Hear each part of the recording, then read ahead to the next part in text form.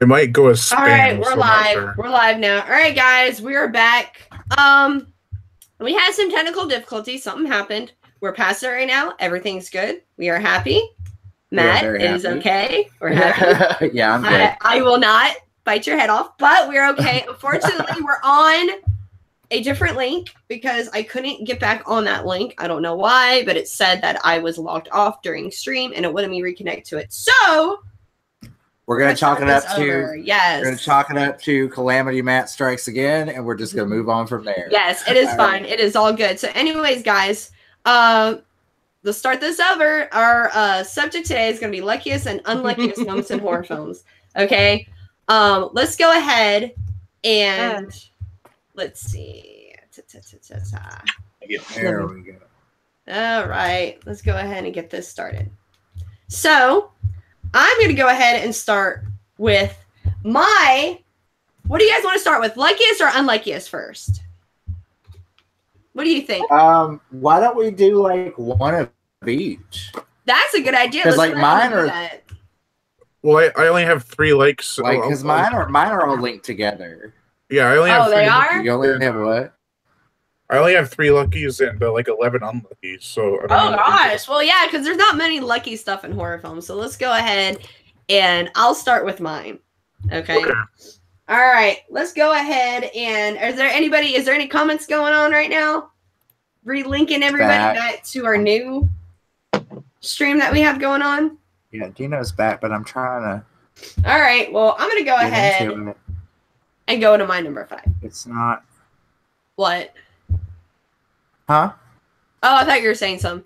Okay. Well, my number 5 unluckiest moments are going to be every single person, every college kid in Tucker and Dale versus Evil. Well, that's a good one. Yes. Every death in that film was strictly an accident. And it was the luckiest situations you can imagine. Jumping into wood chippers, stepping on a block and getting into your head. Like that is number 5 of my unluckiest moments in horror films because you cannot chalk up. None of the deaths were done purposely. So that's very true. Yeah. So what do you think, Ray? Definitely. I freaking love that movie so much. It literally is just like a series of unfortunate events. Yes. Yeah. It's like, we got your friend. And they're like, she got your friend. Like, that's one of the best lines of the whole thing. I just really love I love that. They're making her dig her own grave. Yeah. They're making her dig her own grave. Oh my god. And then like, oh yeah, that's just funny. It's our vacation home. It's our vacation home. All right. Suicide pact. These kids are coming out. It's the force and killing themselves one by one. Oh my god, it makes so much sense. That makes so much sense. You're right. It really does.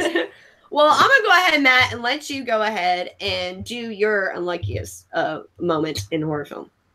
Okay. Mine. Well, actually, I forgot. We're doing one of each, aren't we? Mm-hmm. All right. Yeah. Well, I'll go ahead and see. A lot of my lucky moments have to do with the same film, so I'm going to go ahead and say my number 5 unluckiest moment is going to be, or actually, my number 5 luckiest moment is going to be Michael Caine in Jaws: The Revenge. All the deaths, are gonna be lucky because nobody fucking dies in that movie, really, except the boy in the beginning, who I'll get back to that. Other than that, the Jamaican guy, you think he's dead, he makes it. Michael Caine makes it. Like, nobody dies. Yeah. Very true. The girl in the banana boat died? Yeah. Yeah. She did? I don't remember that. In Jaws 4? I don't remember that. But no, but really nobody freaking died. I know, it's the lowest body count of the series. Yeah. So, yeah, that one, yeah, I guess so. All right, Matt, will you go ahead and do your one unlucky and your lucky? All right. Well, mine are from the same movie. My unlucky and my lucky. That's why I wanted to do one of each at the same time. So, so my unluckiest would be the garage scene with Tatum in Scream. Ah, okay. I see.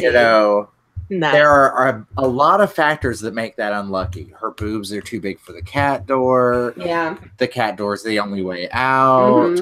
There's not enough things in the fridge to throw at the guy, so she can't get away. It's just a series of unlucky events that leads to her being crushed in a garage door. There you go. All right, I can take that. That sounds my lucky moving on to my lucky would be Gail showing up just at that moment with a gun, distracting Billy and Stu long enough for Nev Campbell to get away. Ah, okay. I have a feeling that Scream might be on a couple times right now. So. Well, there are definitely some lucky and unlucky moments in the Scream series. Yes, I got that. So yeah, this Scream, you'll be hearing Scream from me too. So there you go. All right, Brian, I'm gonna go ahead and let you go, sir. Name a lucky and unlucky. I'll let you guys pick. Should I do the 3 unluckies with 3 lucky ones? And no, just do first or last, because I only have 3 lucky ones, and I have like a whole bunch of unlucky. Just say 1 unlucky one and 1 lucky one. Fuego's here, Anthony Kulik's here, and Graham and Jeff Lloyd. Sweet. All right, so when I get to the 3rd one, I'll stop talking about my lucky ones. Wait, no, you're just naming one, sweetie. Just do one and one. I know. I'm saying after I get to the 3rd one, I'll only have unlucky ones left. Oh, that's fine. You'll probably think of something, hon. You'll probably think of something while we're talking. Okay, so I'll start with my unlucky one. Mm-hmm. Almost every victim in Saw. Okay. Saw franchise. I can see that. I don't really consider them unlucky or lucky because there's a purpose why they're there. But no, but I get what you're saying though. Like it's like a victim of circumstance, you know? Yeah. So I get that. Okay. All right, I can dwell on that. Anybody have any comments on that? Ray, what do you think? I don't. Maybe they're unlucky because of the choices they made, and then they have the unfortunate, circumstance of then being in the traps, and they're just kind of like, they probably already feel bad about the stuff they've done, and then they wake up and they're just like, like in the trap, like, rub a little salt in that wound. It's a trap. It's a trap. It's a trap. I can kind of see where you're coming from, though, Brian, because if you take it on the thing of, like, these people are, everybody does things they're not proud of, but these people are unlucky enough to have come across Jigsaw and not be, and still be doing those things. That's a good point. Not to mention Jigsaw is an omniscient god. He knows everything about what's going to happen, so it's really unlucky for them. I guess, yeah. I could see that. But my lucky one is Brody blowing up Bruce in Jaws. Wait a minute, how is that unlucky? I said lucky. Oh, lucky. Oh, okay. Oh, yeah, you're right. We're doing it lucky. Yeah, that is really good that he made that shot. He's very lucky he made that shot. And he probably only had like a couple bullets left. That is a good point. I didn't think about that one there. But before we go to the next one, I got to do a re-shout out because the other video kind of is kaput. So I have my Shamrock lights. I'm about to turn them off because I don't want anybody to have a seizure watching this. And I have my look. I'm just like I'm just Christmas right now. I'm just a Christmas tree. That's all I am. We got wet paint pictures and Leo McKenna. Hey guys, what's up? Sorry guys, and I posted this link everywhere, so people are gonna be clicking this link. But it happens. Shit happens when your best friend's been drinking. So, bite. Yeah, I'm just saying. Didn't I tell you how to wait for it? I love you anyways, but it's all good. So, guys. All right, Matt. No, Ray. Oh, it's Ray's turn? No, it's Ray. Oh, okay. Yeah. I have them in different order now than when I had it before. I had a system. And that system went out the window. But go ahead, hon. It's your turn. I screwed up. He screwed my system, man. The system is down. Sabotage. My favorite Beastie Boys song. I'm just singing Sabotage in my head. Aw. We're going to turn this quickly into Amanda Karaoke's. You notice I didn't say everybody karaoke's. I said Amanda karaoke's. It's specific karaoke. All right, baby, go ahead. All right. So for my unluckiest, this one I'm super proud of thinking about is Bill Murray in Zombieland. Because That's a good one. My heart, like the whole build up to it, and he was gonna go mess with the two watching the movie, not thinking like everyone has a gun, and he's, you know, just having a good time and just gets shot. And I was just like, oh, that part broke my heart. I know. It was painful to watch, and like It was. he didn't die first, and he was still funny, and you're like, ha, Yes! ha. No, but I was about to say that's my favorite line in the whole fucking film.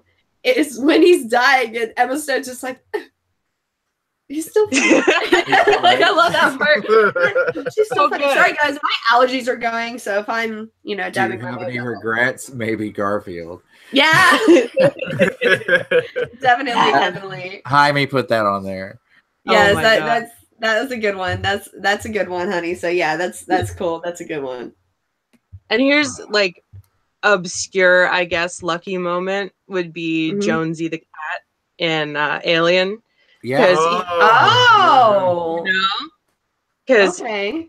he's definitely getting creeped upon by the alien, and if dude wouldn't have come out and been like, hey, what you doing, you know, he'd be Yes, that's a I was good like, one. that's very lucky. And I very much like that was a huge thing for me watching the movie, was like, please don't let anything happen to that cat. So Oh gosh, that's exactly how I am. Oh, I didn't realize it was on me. I'm sorry, guys. I'm looking at different screens, so I keep forgetting to click on. So sorry, guys, that was my fault. I'm looking at two screens, so no. I'm watching. So I thought you were up. So it's not all about me, like people say. I honestly forget. So that's my fault as a director. So aw. yes, but yeah, I know exactly what you mean, right? Like I'll watch films after having a kid. Though it's weird because back in the day, I could watch. I'm not saying I was okay with kids dying, but I could handle it more. Now I can't. Yeah. It's harder now. crazy. Yeah. It is. And like, for example, I can't watch certain movies, and there's certain movies I can't watch that are people are like, you need to review this movie. And I'm like, I can't. Like, for example, one of my favorite movies is God Bless America. And there's that scene, I'm not going to spoil anything, but there's a certain scene in the beginning. Of course, it's a dream, but well, I saw it before I had my daughter, Charlie. And then after I had her, I was like, oh God, that scene, I can't watch it. I can't watch it. It hits you completely different. Exactly. And Train Spotting, I can't do Train Spotting. I can't watch Drake. Yeah. Maddie's like, I can't watch it for dinner. Yeah, I can't watch Train Spotting at all. It just bothers me. He's like, I don't even have a kid, and that kid scared the crap out of me. And like, I can watch it like Eraserhead. Well, I mean, you don't have kids right now. I mean, your kids are grown up. You know what I mean? I mean, they're not babies. I think when she grows up, I won't be as bad. You know what I mean? But right now, I have a baby. So I'm like, I see a lot of it. Like, I can't watch Clown, and I'm a sucky horror fanatic. Let's just put it that way. Ever since I had my daughter, I've dumbed down a lot. The thing about horror fanatics is that it doesn't matter as long as you have the love for it. It doesn't matter how many movies you see or what you watch. As long as you're enjoying what you're doing, you're still a horror fanatic, and nobody cares. Because it's funny, because if you go back in my DVD and my Blu-ray collection, there's like half of those have dead kids in it. So it's really funny because they're like, Amanda, you said you can't watch this movie. I'm like, yeah, but this is before I had my daughter. My daughter's only 2 years old. Right. So I'm like, this is like before her. This is like BC, before Charlie. You know, like, that was my before Charlie stage. So anyways, what about you, Brian? Do you have a hard time watching kids die? And he's like, no, just puppies. Everyone dying. Like, I'm not cruel or cold-hearted, but it doesn't hit me as hard as some people when an animal dies. It just doesn't. Like, I understand it's fake, you know? Mm-hmm. Yeah. And see, and that's the thing too, is I think, I don't know if this goes for you guys too, but I think because my daughter is so young, it hits me more. I think when she becomes like a little shithead, that I can't stand, I'd be like, okay. Get them good. Yeah. Oh my God! Wait till they're like 10. And then Ray's like, wait till they're 10, and then we'll just watch a bunch of baby murders all the time. Yeah, you'll be wanting to see that at that point. Yes. By the time they become a preteen, you're going to be like, I want to watch kids die. They're going to eat on that beach. Well, like, I don't have a problem. I don't have a problem like watching like older kids like It and stuff like that. It's the babies I have an issue with. Well, you have anything under 4. Anything, yeah, I'm not gonna watch that because I know what happens. Okay, Mother. Yeah, I watched Mother. Okay, and I was so mad. I was with my friend.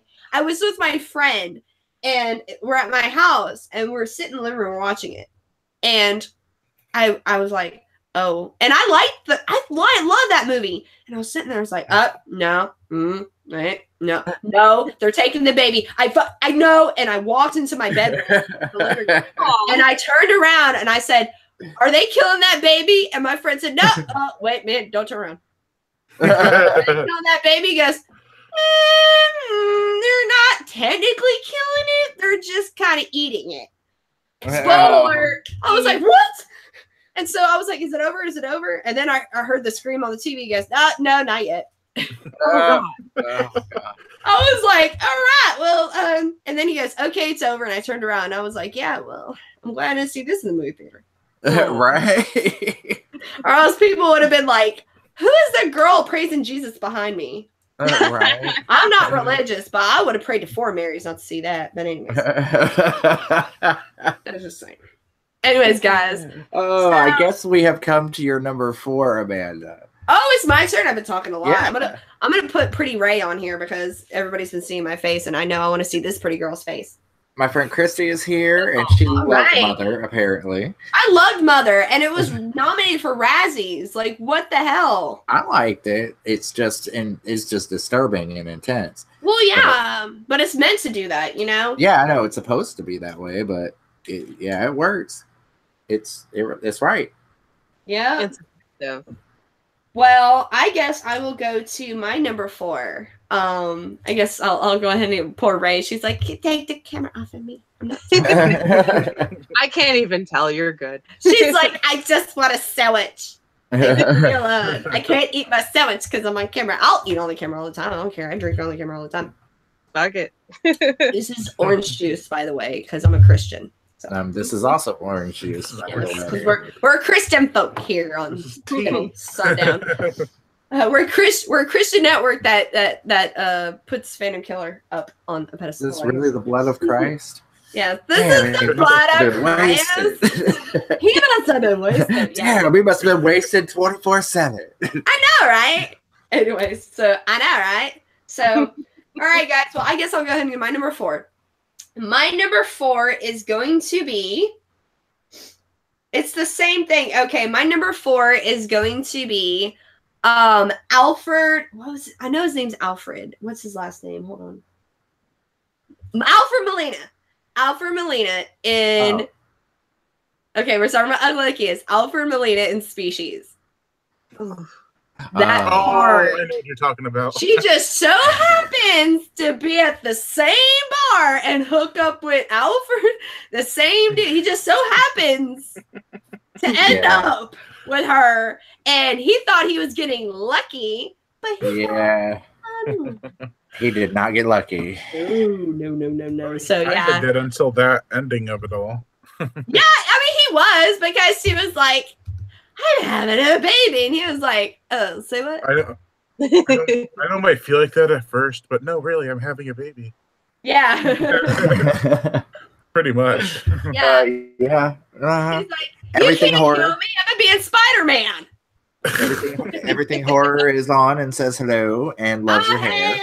Amanda. Oh, thank you. It's on my head.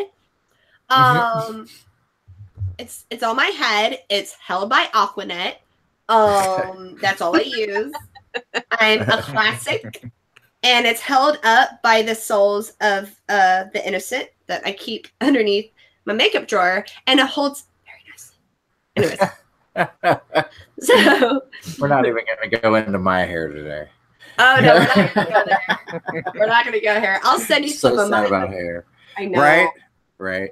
Mhm. All right. So All your right, number Maddie. 4 luckiest. Oh, I forgot we're doing that. We're doing Yeah. luckiest. My number 4 luckiest is actually going to be the same franchise. So I think I'm going to switch it up because I don't want to say the same franchise back to back. So I'm going to go with my number 4 luckiest is going to be Stanley in 2017's It.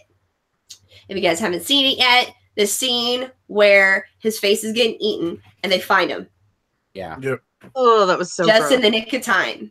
That Yeah. is my number 4. Like, how many times in horror movies does that happen? They get split up and they get attacked, but they actually make it, you know? That never happens. You're right. So that, and what I liked about that too is they actually made it more traumatizing than the miniseries. So you actually understand that. I'm not going to go into the second one just because a lot of people haven't seen the miniseries or read the book, don't know what's coming. But it explains a lot in the second installment. So, but that scene was extremely lucky.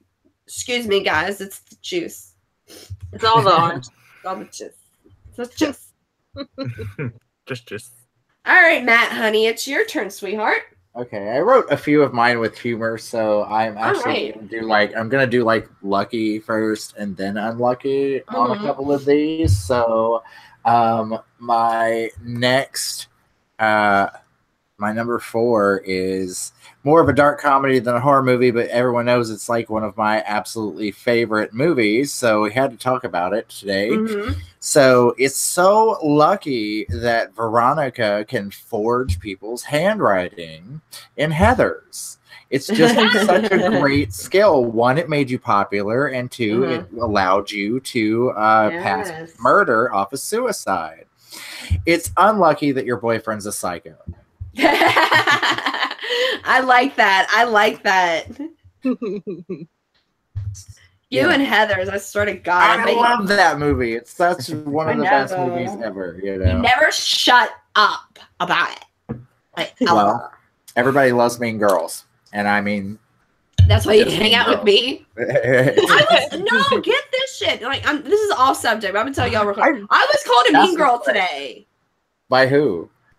I'm not gonna say because I don't want to put drama out there. Oh, But okay. look at my green lipstick. I'm gonna have to reapply this, y'all.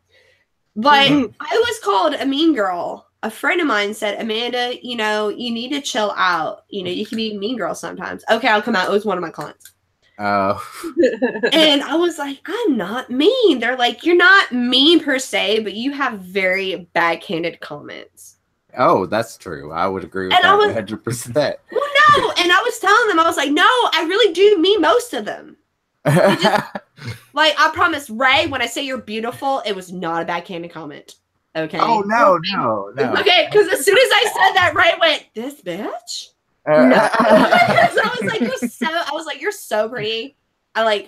You're so pretty. Like, you're so funny. Thank you for joining us because I don't know many girls. And well, we had a whole conversation. We talked about. A backhanded Anyways. compliment is one of those where you're like, you're so pretty. Not many people can pull off that kind of top. Or a very great backhanded comment is, "Oh my gosh, you're so brave. I love how you just don't care." I love that one. Oh my god. I just love how you don't care. Anyways, guys, we're getting off the point. I'm sorry. We're getting a little, we've been drinking and we're getting a little mean girling here. So anyways, Brian, it is your turn, sweetheart. I thought it was Matt's turn. No, I you thought just you did this. No, I Yeah. just went. And Chase Smith and Sandra. Don't make me feel stupid, Brian. Are here. Sandra and Chase are both here. So not. Yay! Is it Where OC? is Hey guys. Why Hey, guys. isn't OC on the hangout with us? I sent it to him. He said he was having computer problems. I told him, don't worry. If anything, he'll probably just call us later. So. Well, he's in the chats. Oh, he is? Well, he's probably having some technical difficulties right now. I mean, he's in the chat under his other Oh, okay. Well, he's probably having some. Excuse me, guys. Probably. He's probably having some technical stuff, babe. So Yeah. All right, so for my next one, I'm gonna go unlucky first, and I don't know if you want to qualify it as a horror movie or not, but I do. It's to some degree, but it's the lawyer on the toilet in Jurassic Park. Oh yeah. Are you fucking kidding me? That's a good I told one. you, Brian, you're gonna have at least one that was on mine. Ah. Damn it, Hey, Damn He it, great sucks to Brian. be a lawyer in that movie. Brian. I not, guys? Before we You did this did. live stream, did You I did not say. say? You You did. did call that. You're lucky you're my homie. I swear to God. Well, it's a famous scene. That's why it's probably on a few people's lists. But a lot of people don't think of Jurassic Park as a horror film. I think Jurassic Park is fucking scary as hell. I still Yeah. have nightmares about a specific Jurassic Park movie. Oh, Just you know read what? about it. I want to ask Ray something. Ray, were What's that? you okay? The most terrifying moment, and just tell me if you agree, was when that thing spit. That traumatized me. Oh my Yeah. god! It's like Yes, the yes. I died. I died. The Dilophosaurus. Yes, the Dilophosaurus. And it took me forever. Every time that scene came up, I had to look away. Because I saw it at a drive-in movie theater. Oh shit! So it was huge. Yeah. And I was little. Because what happened was my brother was huge of dinosaurs. He knew all the dinosaurs and everything. And my brother really wanted to go see it. And we saw it back in the day when E.T. was on with that guy who's a jazz player now. And he used to host it, the guy with the blonde hair. Yeah, And we're yeah. watching it. And Tosh, what's his name? I don't remember. But anyways, they showed a trailer of it. And my brother was like, I really, really want to go. And my mom said, well, we can't because we'll have to take your sister. And I was like, Mom, I can go. I won't get scared. She goes, man, you'll get scared. You got scared of the Undertaker when we went to WrestleMania. I was like, but I won't get scared of dinosaurs or make-believe. I fucking cry. Oh, My mom, we had a big Mark III van. My mom literally had to go to the back of the van and hold me. oh, Blanket over my head. Like, my mom loves telling that story. So she laughs her ass off. She goes, my daughter runs a horror channel on YouTube, and she used to piss her pants for Jurassic Park. So it makes sense. Jurassic Park. Yeah, it makes sense. My mom's one of those ones. She goes, it makes sense now. It does.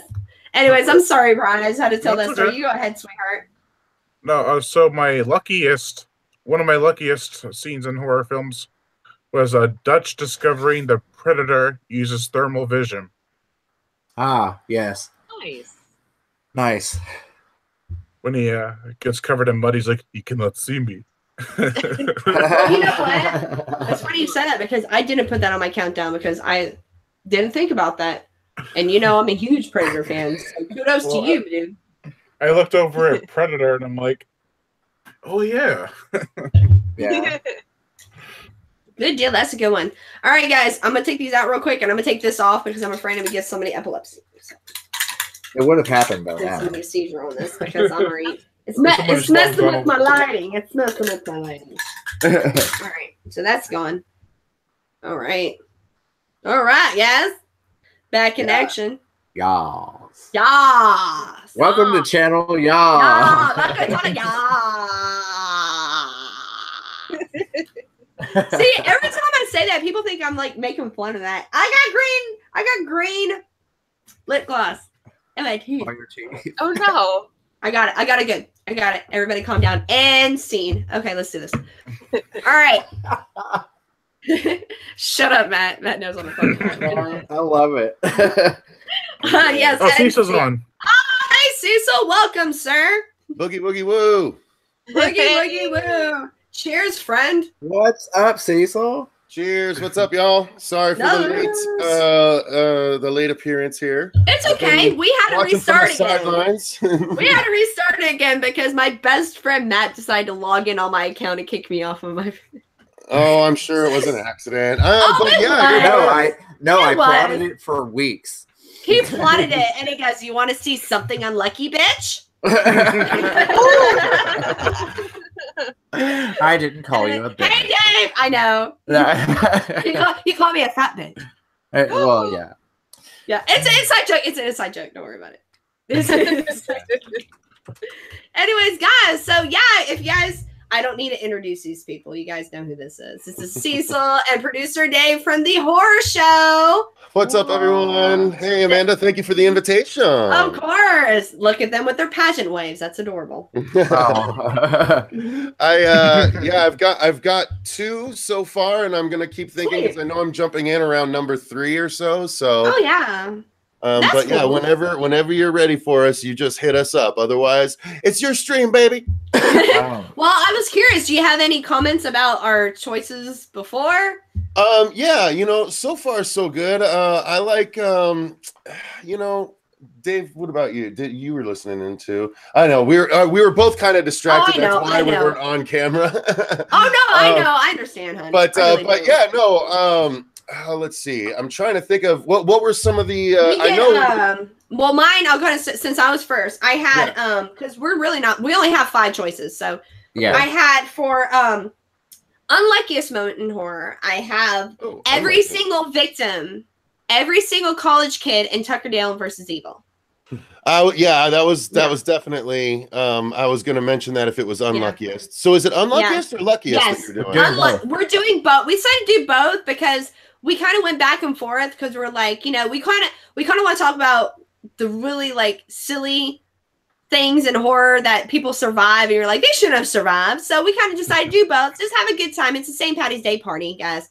So we're all having fun here. We all love horror. So we just go ahead and do both, Okay. So we did every victim and Tuckerdale versus Evil for unlucky. And for luckiest, I put number 5. I put Michael Caine, Jaws 4. Okay. He was how the hell, like him and the Jamaican guy. I was going to say, the Jamaican guy definitely should have, because he got literally bit in half almost. Exactly. And then the plane, you thought, so I had them on my unluckiest. So that was my choice. And then Matt, who'd you say again? Just real quick. My number 5 was Tatum in the garage unluckiest in Scream, because there were lots of different factors leading up to her getting squished in a cat door, which wouldn't have ever actually happened. Not with those things weighing her down. They would have broke. Yeah. Yeah. Well, either way. And then the luckiest moment is Gail showing up with the gun just in time to distract them long enough for Sydney to get away. Okay. Good deal. All right. And Brian, go ahead and say yours real quick, sweetie. My unluckiest were almost every victim in Saw. Ooh, okay.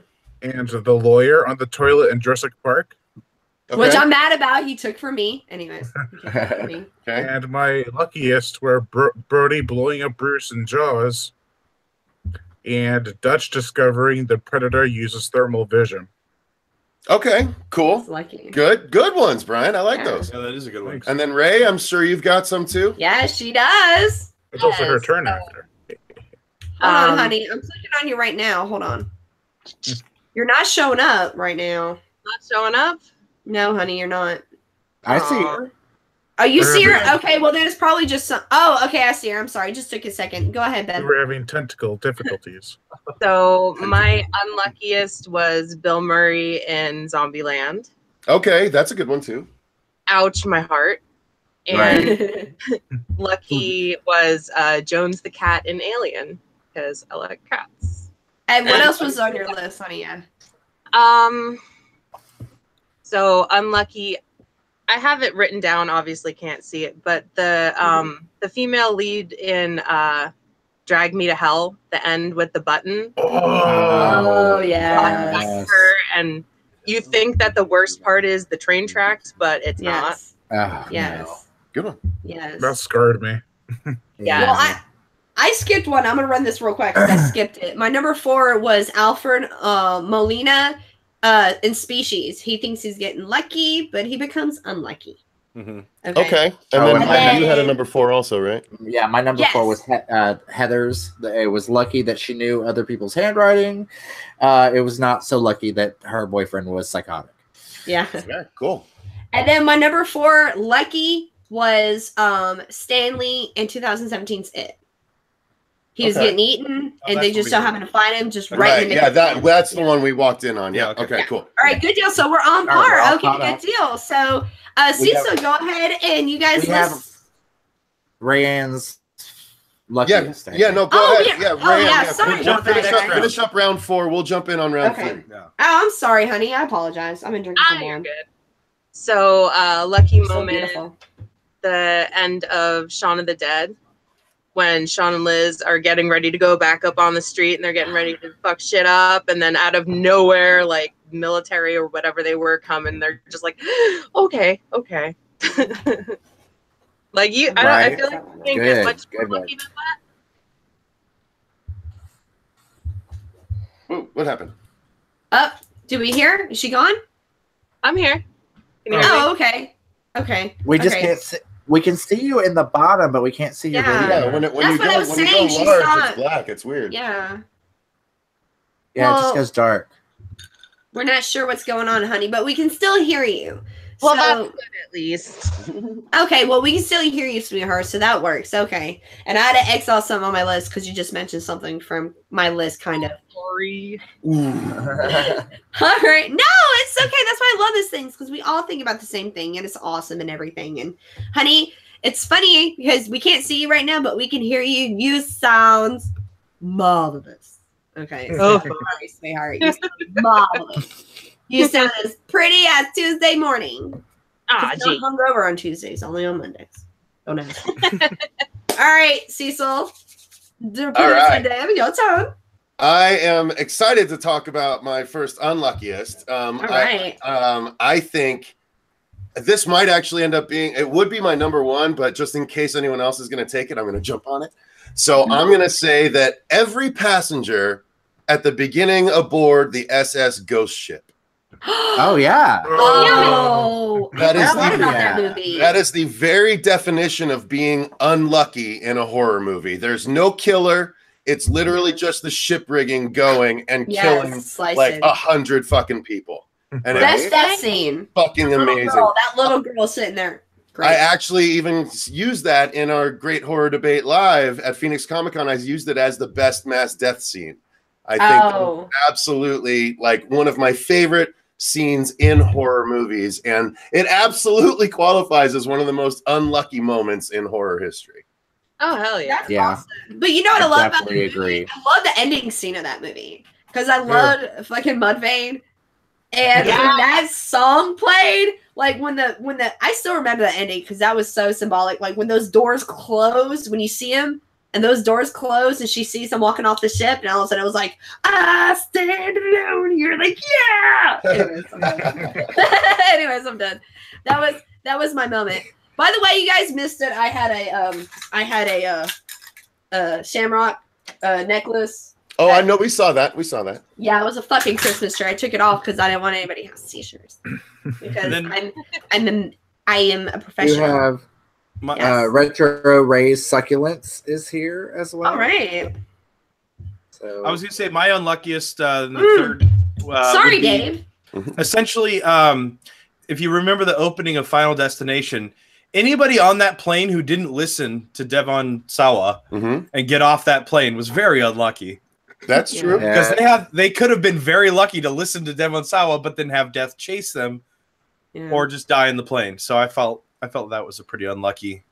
Plus, it was because death at the now that you know how the very end of the series starts, the beginning of the series, you know it's all part of the bigger plan. Well, now that you guys, I have a question for y'all then. Yeah. The horror show, because I lost interest in Final Destination the same time I lost interest in Saw after the third one. And I recently just been talking to Fuego, and he was saying that the fifth one is like the best one. The fifth one is the best one since number 1, 100%. Really? Because I loved the first one. I loved the first one. And then I saw the second one and the third one. I was like, just like Saw. You could literally watch the first one and the fifth one and be completely satisfied. Yeah. Okay, so you agree with the stance that I should watch the fifth one. Okay, I'm going to do that then. 100%. I agree with the fact that everyone should watch all of them because they're all it's a horror fan's dream. It is literally It is. And, you know, you could consider them. You could really consider any of them the unluckiest in horror because death has chosen them and they cannot escape it. Right. It's a horror fan's dream on the big screen. Real quick. I just liked the first one just because it like had such a kind of it did have great kills, but it still had that, you know, I don't know how to explain it. Yeah, it had the realism and it had the kind of fear. Well, it was also it wasn't some boogeyman. It was the water pipe was leaking, and that leak led to you slipping, and then you had been preparing toast in the toaster. You know, like that's the type of scary shit that is not supernatural, but it is supernatural. So that's what's cool about it. Yeah. Okay. Yeah, that's totally right. So that's why. So out of the horror show has told me to go ahead and check out Final Destination number 5. So I'm going to check it out. And I think I'm going to post my opinions on it. But if Cecil likes it and Dave likes it, then I think I'm going to like it. So that's just my opinion. Really well. Yeah, they have really good taste. So I'll just go with it because my friend Dave, he loves some Hamlet too. And that's like, anybody loves Hamlet too is a friend of mine. So. And then did you want me to give the number 3 luckiest? Yeah. Actually, I would like to hear Dave's luckiest. Ooh. Yeah.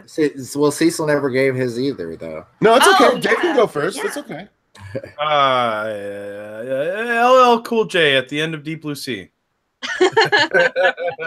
Because they showed him dying, essentially, and then he resurrects himself.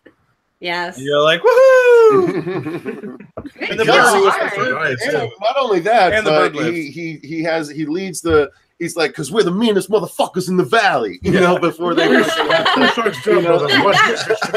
fucking music video. That fucking music video. Deepest blues, my head is like a shark's fin. Yeah, oh my god, I couldn't. Oh my god. I needed a bubble bath. To die and Sapphire and Bros was supposed to live. That's that, but they made the better choice. Yeah, they definitely did. I needed a bubble bath after that video. I'm just saying that video was just I like that. Yeah, no, but LL was definitely pretty lucky in that, especially considering when he was attacked solo in the middle of the movie. He hides in an oven. He hides in a fucking oven, yeah. And blows the shark like up that, at one point. You might consider that nuking the oven before nuking the fridge was a thing. Right. Because he literally explodes right outside the oven. So did you just say he just preheated the shark? No. No, but that is a funny way to put it. I know. That's what I'm saying. Like, I think he more flash fried the shark. No, it was broil. Like, I love how he put it on the broil and he set it up. I'm like, oh, he preheated this shark. Hello, Cool J. Yeah. I would say he made sushi, except he cooked it. Yeah. So. Yeah, you can't do that. Well, it can be temporal. So that's true. Yeah, but I thought he was a really good anti-hero. Like you didn't use the cook. You know, you didn't think much of it throughout the film. Yeah. You know, you figured Jane, what's his name? Jane, somebody. Thomas Jane, baby. Thomas Jane would be the big hero in the end, but no, it was LL Cool J. I thought that was cool. Okay, right, that's cool. Awesome, I love that. All right, Cecil, honey, it's your turn. Now. Mine would be Perry Shen as Andrew Yong in Hatchet 3 and Victor Crowley. Because he is the only guy that pretty much has escaped Victor Crowley, not once, but twice. Yes. And what I love about him is that, or what I love about his character and the Hatchet series is that Adam Green actually co-wrote with Perry Shen and I think someone else, I think maybe I'm not sure who else. They wrote a book from the perspective of Andrew Yong, that was featured in Victor Crowley. The book that he's signing at the book thing at the beginning, they actually wrote that book. And when we went to the Victor Crowley screening in Phoenix, here in Phoenix, I actually pre-ordered the signed copy, signed hardback of that book, which I'm supposed to be receiving sometime this month. Dude, that's fucking awesome. Yeah, but it's cool. They said they wrote it from the perspective of that character, and he talks about how he bested Victor Crowley in Hatchet 3, even though he barely escaped with his life. So I'm like dying to read this book, dude. And I'll do a big feature on the channel about it. I'm super excited. Yeah. I do have a question. Go ahead. I do have a question. when you said a lot of people were saying when they saw Victor Crowley on the screening, they said that there was one scene that they might have to cut. Did they actually cut it, or is it on the Blu-ray? I don't know. Was there a scene when someone hammer fists a woman and kills her that way? Oh. Yeah. Oh no! In the second one, no, but was it the first one? They were doing anal sinning. No, but this one he literally punches up the twat of a woman and kills her that way. Oh, wow.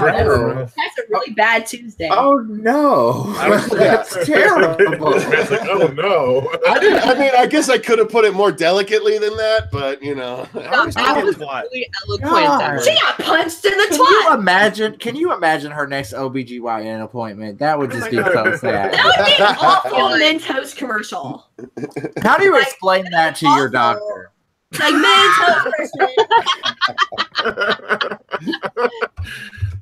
I met this guy. He's really Don't actually try to explain it, bro. It was a Saturday.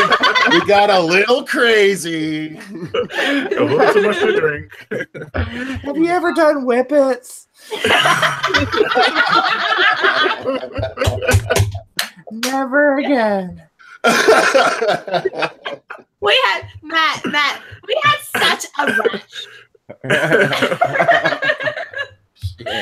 Oh my god! If you're not gay, you don't get that joke. I'm just saying. Oh, thank Have you God. ever been kissed? I was like, why is everybody laughing?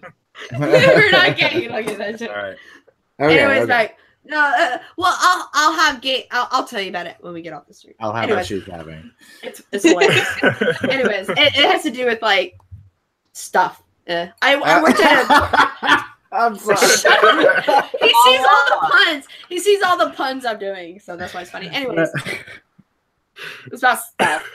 No, Anyways, I love that she tried to explain it and she just went, it's because of stuff. well, I worked at a porn theater for like 3 years. So anyways, guys, so yeah, that's awesome, dude. All right, good deal. All right, so You're completely off topic. Ryan, I would like to hear your luckiest and unluckiest. We had to go to you, then Matt, then me. What happened to you guys? We did Matt. Oh wait, yeah, because Cecil's last. Sorry, I messed in my rotation. Cecil's last, so then now it's Matt. It's you. Oh, it's me. Oh shit! I just Oh shit! I have 3 choices, and I'm trying to skip myself, and y'all keep calling me out. And I'm Actually, like, okay. Well, no, I'll go ahead and do mine. I'll go ahead and do mine. So okay, so we already did that. I just thought So my number 3 unluckiest moment is going to be the mermaid in Cabin in the Woods. Oh, that Also, does suck. he talked about how bad he wanted to see a mermaid eat somebody, yes. and then you know, Well, it happened. you got your wish. Yes, Love you So would did. that be lucky because he got his wish? I guess it could be both. I guess it could be both. First And question. my luckiest moment is actually going to be Jurassic Park, the Jeep scene. When they're in the tree and Jeep comes down and it so happens to land on the back on top of them, and she goes, so we're back in the Jeep. So yes, those are my unluckiest moments. So anyways, yeah, so that's what we got. All right, guys. So Matt, it is your turn, friend. Just in case. Okay. So Honorable mention. Yeah, honorable mention. Hold on a second. Why is Cecil and Dave over here like making I a apologize. spectacle? We'll mute ourselves while we. No, don't mute yourself. It's hilarious. That's what I'm asking. We're trying to like whisper our pick because we're coming up with ideas as we're talking. It's pretty No, awesome. I would never meet you, Cecil. I'm just saying you're entertaining. Alright. That's why I was laughing, because it was like a Mentos commercial on the bottom of my fucking screen. 'Cause Fresh goes better. Mentos. like seriously, y'all high-fived each other, and I felt the pause. High five, Dave. The Fresh Maker. Oh. No, but it felt like an 80s film where I felt like credits were about to come up. Like, I stopped. I Free was like, frame. yeah. Anyways, I'm sorry. I would like that instead of like. You're. Oh, I didn't. Like- Hold on. Here you come, Maddie. Oh, I'm sorry. I was It's okay. watching. He was the being show. entertained too. Yeah, right. I was entertained. All right. So it's Oh, not me Matt, if I I'm don't. sorry, honey. If Let's you check the interrupt me comments one real more quick. time. I'm gonna log you off. I'm gonna log you off again, I'll log bitch. you off. I will log you right off again, bitch. I ain't scared. I'm scared. Everybody is just given their own. Let's see. They're talking about like unlucky. They're listing their own unluckies and luckies in the comments, and I don't want to read any out just in case they're on anyone's list. Gotcha. We'll go back to that then. I just want to interject just really quickly, Maddie. Yeah. How awesome is it that there's so fucking many that even the ones in the comments haven't even crossed my mind? Yes. Right? It's so cool that there's so many lucky and unlucky victims in horror. Amanda, I mean, whoever thought of it, if it's you or whoever, fucking amazing topic, dude. I'm gonna take my shit. I think of everything. She does. I make everything. That's a good one. I'm saying, mad props. Well, I'm just gonna suck my own dick for a second. Oh, boy. So okay. Didn't even lead into that, but okay. I remember when I said I wanted to do horror dating, and I told 3 people, and they're like, "I don't know. That sounds boring. That sounds stupid." And guess what? Everybody fucking loved it. So. It was a good stream. That was a very good stream. So I'm done sucking my dick. I'm done. So classic. Yeah. Dave just wrote down a legitimate fucking classic, amazing pick. Sorry. Oh well, I'm excited then. All right, Maddie, honey. I'm sorry. Go ahead, Ben. Okay, so you know it's not me if I don't mention something from the Nightmare series. I knew it. So, well, you knew it was coming. So I actually picked one of the theme going. I don't know if you noticed. Mm-hmm. Yeah. Well, this is actually going to be for one of the I can we can hear you. I can see you shushing each other. I will never. So I'm saying. I went with one of the lesser loved, but this movie was like in the works for 20 years. So I went with Freddy versus Jason. Actually, I had to get both in there, and I went with unluckiest moment is that poor security guard.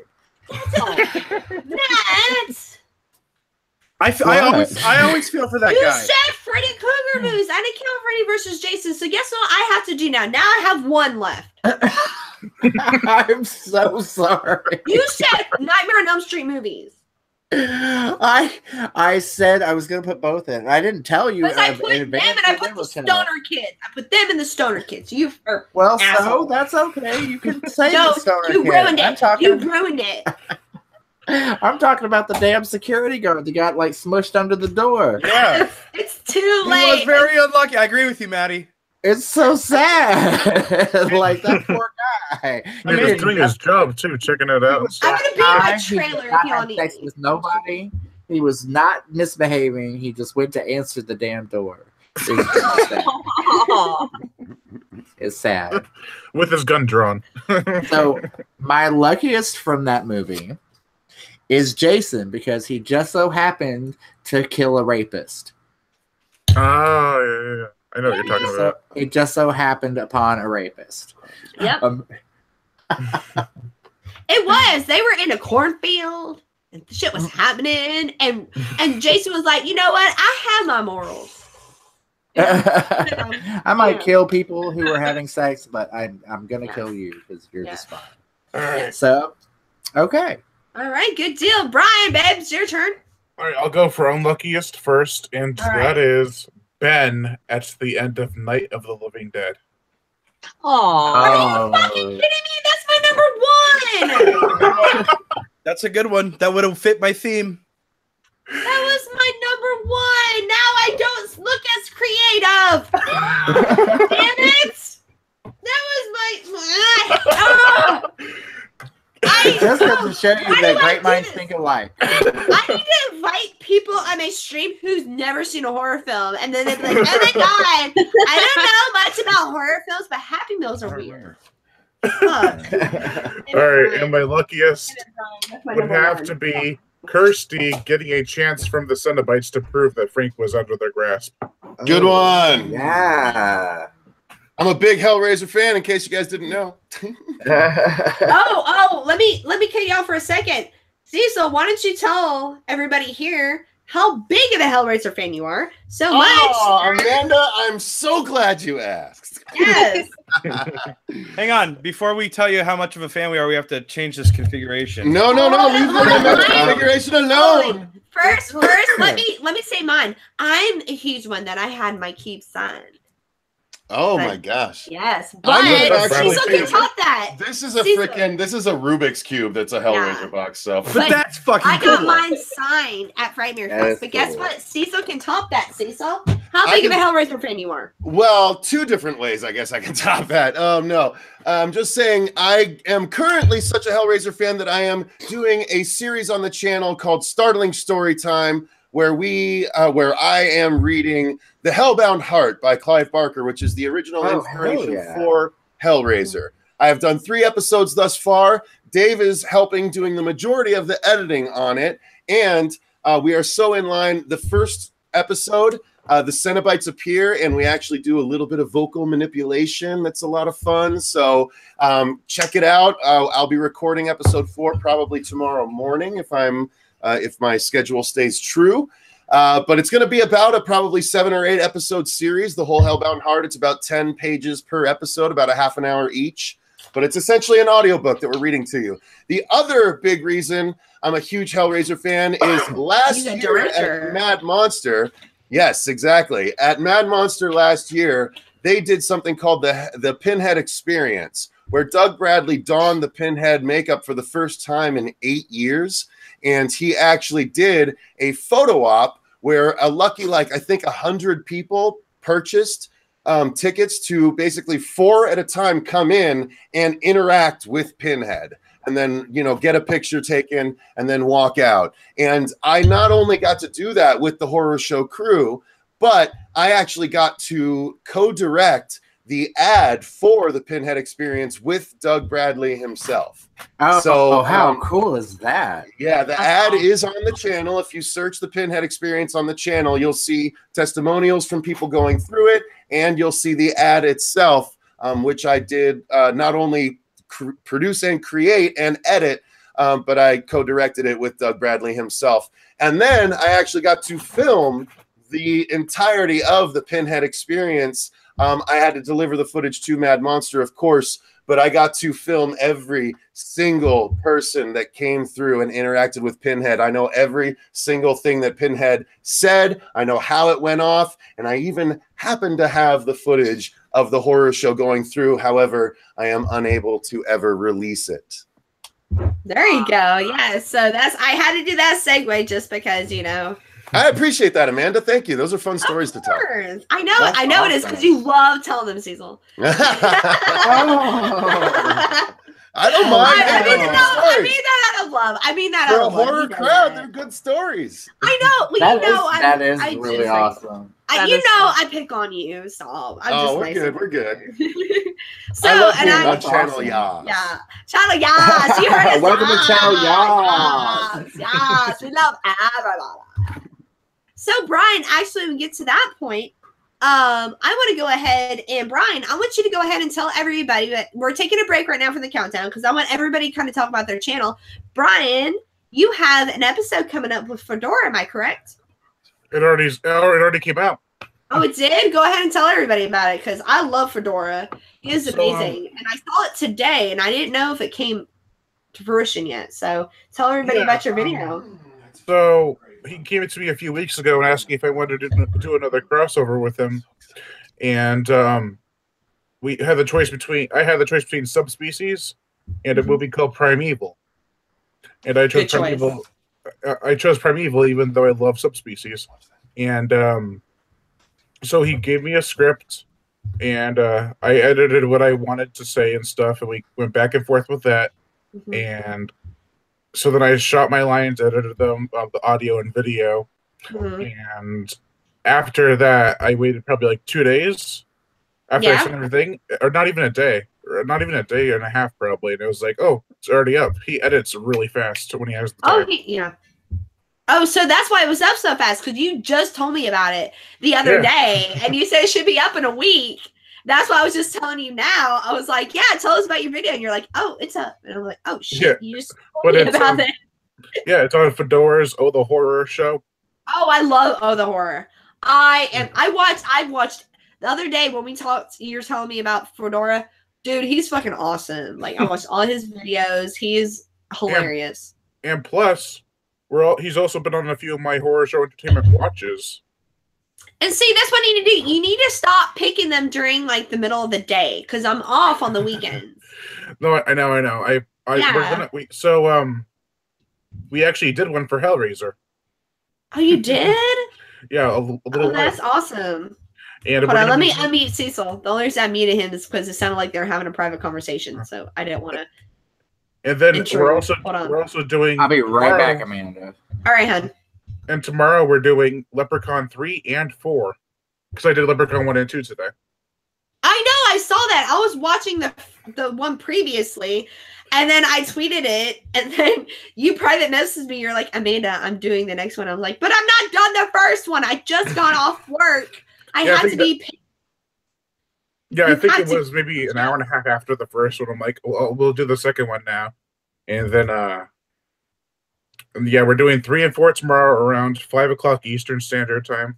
Yeah. So should be. That's gonna be awesome. That'll be awesome. All right, Ray. I want you to go ahead. We're gonna take a break because Matt walked away. I want you to go ahead and talk about your channel.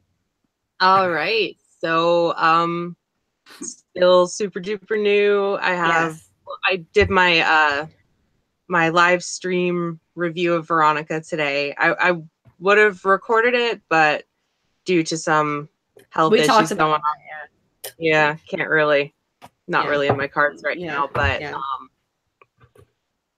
I don't know. Like I think it's going pretty well so far. It is. You're doing a great job, hun. And I'm gonna tell you about that is because like when I messaged you, you had a bunch. It's like high five. Thank you.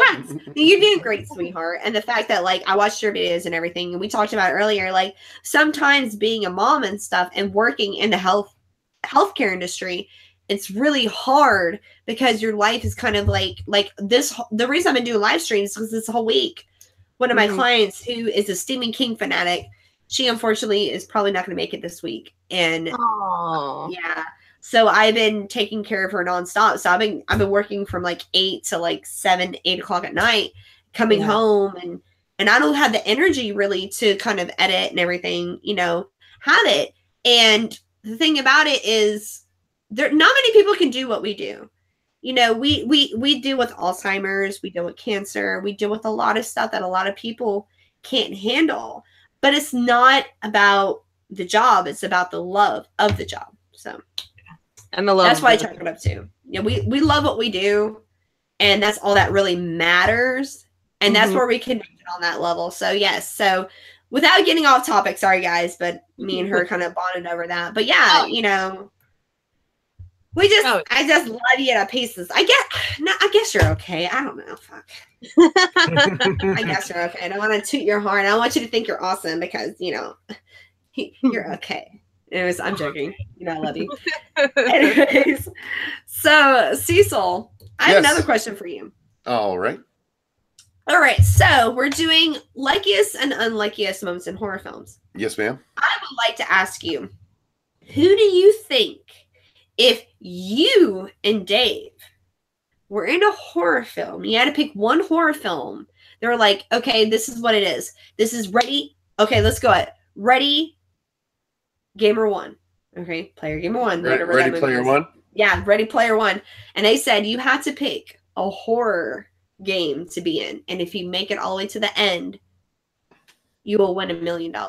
Horror game? Yes. Which game would you play to the confidence to know that you'll make it to the end? God, a great horror game is The Evil Within and The Evil Within 2. However, I am not confident I would make it to the end of that because there's a lot of fucked up shit and scary shit that I would probably be hiding in a corner pissing myself. Matt came just in time because Matt would love to answer this question. Sorry, guys. I'm back. Matt, this is the question I asked him. Let me just tell him the question real quick. Do it. Matt, I just asked him a question because I want you to jot on this too, okay? I'm taking a break from the countdown just because I said, Cecil, Dave are gamers. You're a gamer. I know nothing about gaming. If you were told, listen, if you I have an answer. Pick one horror game, okay? Okay. And if you finish it, you will win $1 million. And I asked them what games would they pick. Like, So I'm gonna let Cecil and Dave answer first, but that's the question I asked them. That's the one they're answering. Dave, you have to have an answer too. So you think about it. So yeah, I'll be right back, guys. I'm gonna go. You want me to go? You want me to answer first? All right. I'm guessing she wants me to go ahead and answer first. So, all right. So I have played a shit ton of horror games, from Resident Evil to Resident Evil 7 I played a Manhunt. I've played the Paranormal Activity VR series. I've played Until Dawn. Played a lot of different stuff. But honestly, I think the one that jumped to my mind that I would want to play through to the end of is actually one from the 90s that's a PC point-and-click horror adventure game. I don't know if any of you guys, if any of this will ring a bell to any of you. If so, I'll fucking love you forever. But there were two games. Are you talking about Phantasmagoria? Fucking yes, Maddie! Holy shit! Oh my god! It's one of my all-time favorite series of all time. Yes, dude! Oh my god! I was gonna mention The Seventh Guest and Phantasmagoria, but Phantasmagoria was the one I was gonna fucking say, because it's a fucking classic horror story that and like it's in a picturesque. It would be an amazing movie, picturesque fucking atmosphere. The home is gorgeous. It's one of those things that it's like one of those claustrophobic follow the wife stories as her husband is sort of off spinning off in his own direction. And like she's trying to unravel the mystery of this magician's house. And it's like so fucking cool. And it gets so dark at the end, especially if you fucking fail at the very end, dude. Oh, you literally get your head split in half. And it shows and they show it. Oh my god. It's so amazing. Oh man, Maddie, I knew you were a brother from another mother. Right? That's what I'm saying, dude. Like that is a fucking fantastic game. Phantasmagoria. It really is. The win. Now I did start Phantasmagoria. What was it? Farewell? No, not Farewell to the Farewell to the Flesh. It was Farewell of Flesh. Okay, cool. No, Puzzle of Flesh. No, it's Puzzle of Flesh. I didn't get that far into that but I only played it one time on the computer, and then I got a computer that wouldn't play the game anymore. But that first game was fucking amazing. The Seventh Guest was also amazing. It was like a dark puzzle game that sort of was a precursor to Phantasmagoria, but Phantasmagoria was a true horror fans point and click adventure. Seventh Guest was my first foray into like horror gaming. And so that brought on, like, after that, it started becoming a trend. And I saw, like, Phantasmagoria came out around the same time. I've played Phantasmagoria, Harvester, all of those point and clicks. But when it comes down to gaming, Sierra, I grew up with Sierra and LucasArts. Like, I was a Sierra point and click adventure guy. Matt? And yeah. I'm sorry, I don't mean to interrupt you, but guys, I'm gonna be back in a second. It's starting to rain outside, so I have to set up the flood stuff in my living room. So I'll be right back, okay? I don't want to interrupt you. Go ahead and finish, hon. But I'll be back in a second. But no, Phantasmagoria is an amazing freaking game. And if you ever get the chance, I have it on my GOG account. You can get it on Good Old Games, or I think it's on Steam too. You can get Puzzle of Flesh. And it's not very expensive, and it plays in like the DOS-BOX format, and it's actually a really good game. It's like 10 times gorier than the first one. Really? Shit. Okay, then I'm gonna need to figure out a way to play that shit. Yeah. And if you get stuck, you can always ask me. Yeah, Maddie, if you wouldn't mind, like, send me a message with like how I can get access to that shit if you have a couple of extra minutes sometime. I would love to do that, and we can chat Phantasmagoria, bro. That's fucking awesome. I love that shit. So yeah, Phantasmagoria would be my. If you've never played it, check it out. And I know you can get it on Good Old Games, or you probably get it on Steam. I know you can get it on goodoldgames.com. I'll admit, part of the reason why I chose that is because after the horror aspects of it, going back to life would be pretty normal, whereas going back to life and the evil within a Resident Evil would still be pretty fucked up. Right. So, Dave, what's your answer to that question? What is the question again? What horror game would you want to be a part of if you had to choose? Twisted Metal Black. Oh, good one. Yes. Yes, dude. Dark car combat. That's a good choice. Yeah. Why? That is. Yeah, because I feel like you have a chance. I mean, I don't think any other game you really have a chance. You're gonna die. Yeah, So- they do stack the odds against you in these horror games. Yeah, But you gotta I'd remember, rather you have drive a access to the car and life-saving shoot people. capabilities that the characters do. Yeah, I'd rather drive a car and shoot people than Then walk find around a herbs scary and house. combine them. Yeah, find herbs. Fair enough. Although it would be nice to find some herbs. Oh shit! It's really embarrassing that it only rains when I have a live stream. And Matt knows when I said I had to put the It's flood very stuff true. up. Because Shreveport and Texarkana, they flood very bad. Like, Yeah, we do. Just remember, guys, it can't What's rain that? all the time. Oh, Very nice, Eric Draven. Thank you very much. Thank you. my hair is wet, and I'm like, my glasses. I was like, I can't even wear these glasses. They're soaking wet, so I just took them off. But yeah, So my answer to that question was we just got producer Dave's answer. So I'm going to answer that question real quick, and then I guess we'll go back on topic. Yeah. So for me, it would be probably Dead Island, because if you've got to be anywhere during a zombie apocalypse, why not in a tropical climate? Not 'Cause only you're on that, an but a island. tropical climate with tons of shit you can use to cobble No. together badass weapons. No, Very true. you're on an island. Eventually, everything's gonna run out. That's true. Not necessarily. Everything eventually is gonna run out, and you're gonna be But eating things coconuts and eating zombies. Well, That's I like coconut. And let's just say that zombies and coconuts don't cause good bowel movements. You know, The if shit's it's an literally apocalypse- crawl Is that their your way PSA? out of your Oh, blood. God. Dave, If it's Dave, an is that your apocalypse- PSA? Is that your PSA? That was my PSA. If you eat zombies and Don't mix coconuts, zombies with coconuts. The more you you don't need any know. Mucinex. The more you Yeah. know. I have to say, what's going Wait, on? My wait, bowels Cecil. are probably the last thing. Cecil, Oh, how you're- All right, Ryan, I want to hear your answer, hon. I don't game, so I don't have an answer for this. But what would you pick, honey? I don't play video games, but I have played a couple. And I'd probably choose the one I've played was Jaws Unleashed. Oh God! Well, you know what? You know what? Wasn't that a fishing game though? No, No, that you, was the original Jaws. Oh, the original No, you Jaws. know what Played that the- reminds me played of? the shark. Possible. You know what that reminds me of? Long time ago, Universal came out with this Universal Studios game that had like Back to the Future, Jaws, where you had to throw barrels. Does anyone Yeah. remember that game? You Yes. had to throw barrels off. Yeah, Okay, absolutely. because I'm not the only one. I, re- That, I remember the Back to the Future game on Yeah, the NES. Dude, I remember that too. That fucking, oh my Yeah. God, wow. It was that's- terrible. Maddie, you just made me feel 1,000,000 years old. A million. Really? it's Yeah, older okay. than million. you, Cecil. He's 1,010,000, so it's okay. Right? It's okay. I'm Yeah, older so- than you, Cecil. It's okay. I would be surprised if that was the case, Maddie. I'm But the actually. thing is, No, he's older than you. I think I'm older than you, actually, Cecil.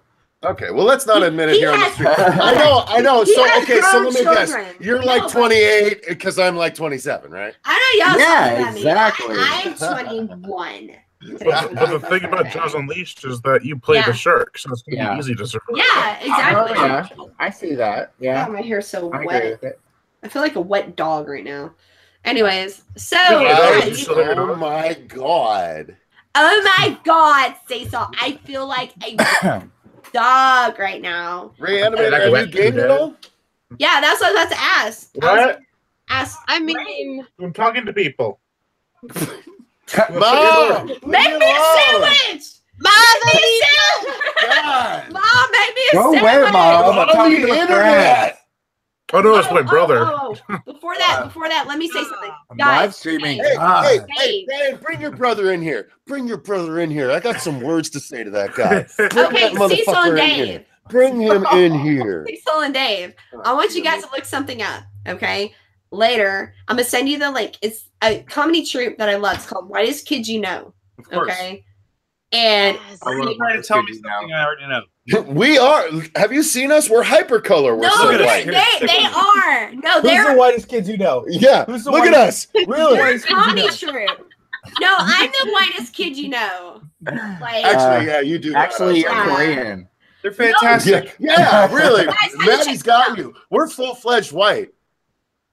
Yeah. I'm I don't know why I Caucasian. said like that sounded way more Yeah. prideful than it meant to be.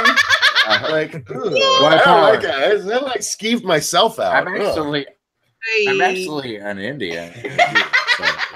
I'm sorry, guys, but I loved Ray's reaction because she didn't know I was about to put her on blast, and I just clicked on her and she went, "Hey." Yes. Why did I sign on to this? No. Why am I here? I was like, my mom makes me sandwiches all the time, and I love her. You guys are so disrespectful. She's fine. So my next one. Are we back on topic? What's Well, up? hold on a second. So we answered all the questions. no Ray idea. said she didn't answer the game. So yeah, we're back on topic. So I did mine. I did my Jurassic Park, my Jeep, and everything. So actually, Matt's next after that. Are we number 3 or 2 now? 2. We're number fine. You know what, guys? Let's just name shit. I'll just go at each one. We don't have to do countdown. Let's just name shit. Matt, your turn. Right. Well, okay. So it was extremely lucky or unlucky for that friend to just drop by in Candyman. Ah. So Yeah, that's I can't remember her name. Was it like Bernadette or something? Yes. And she just showed up at the girl's house because she was worried about her, and it was very unlucky because she got gutted. so that happened. That And actually then- is. Go ahead, Maddie. No, go ahead. What I did was you just say? going to say that's very reminiscent of the unlucky friend in The Strangers. Oh, that was my pick. Oh shit! I'm sorry. I'm sorry. I didn't do it. I didn't do it. I apologize. I'll shut my mouth. Don't ask the expert if you don't want the answers. Oh my god. I love you guys. apologize, Amanda. I'm sorry. Hey, you want me to message you one of mine? Because I have a good one. No, I want you to say it. No. Okay. No. I'm sorry. I'm No, so can I sorry. tell you something honestly? I love it how like we all are on the same wavelength. That's true. Yeah. Amanda, as soon as you said that, Matt was like, I didn't do it. Don't hit me, mommy. Don't hit me. Matt, I'm not mad at you. I'm mad at you. I know. Oh, just be I'm mad not at the mad at birthday. you. I'm mad at the situation. I'm mad Well, at the that's dirt. a mommy dearest reference. Yes, I'm mad. I'm not at mad at you. I'm mad at the Oh, mine was just a fucking life reference. Yeah. Yeah. Yours is just life. That's why ours was better. Life, Cecil. Yeah, that's why ours is better. Fair point. Jace, Uh, no monkeys. Anyways. Okay, so and then the luckiest moment in that movie for me was the fact that she just kind of happened to materialize in this giant pyre that they were about to set on fire and find the baby. So Yes. I would say the luckiest moment for her was when the doctor got it, because then it proves that it doesn't prove, but to her it proves yeah, that Candyman is real. It's not in her mind. well, yeah, I But no, I'd suppose. still say, no, I'd still say the fire is more lucky. But Yeah, it's super lucky. Like she just happened to show up right there. Yeah. So Well, Yeah. and the thing about that though is like even like I'm sorry guys, putting my hair down because my hair is wet. But anyways, but no, but I looked at it as like he Right. planned it though. So I didn't see it more of his luck as more of a kind of I don't know if he Collective. planned it or if he was testing her or what happened, but I never really quite understood that part and why she just kind of showed up. Maybe I was just not paying as good enough attention, but I always just thought that was very random. So, Okay. all right, so I get one for Cecil. go Yeah. for it. I think he'll enjoy Marge and Jaws 2. Are we talking luckiest or unluckiest? Unluckiest, when she was trying to push up Sean onto the boat and she couldn't get up herself. Ooh, she got swallowed whole, motherfucker. That shit sucks. Yeah. Dude, honestly, I have had legitimate nightmares. Like my worst fear, and this is the most illegitimate fear that will never come to pass for any circumstance, but you know how some people take their boats out and they go swimming in the ocean, they like dive off the boat and just swim.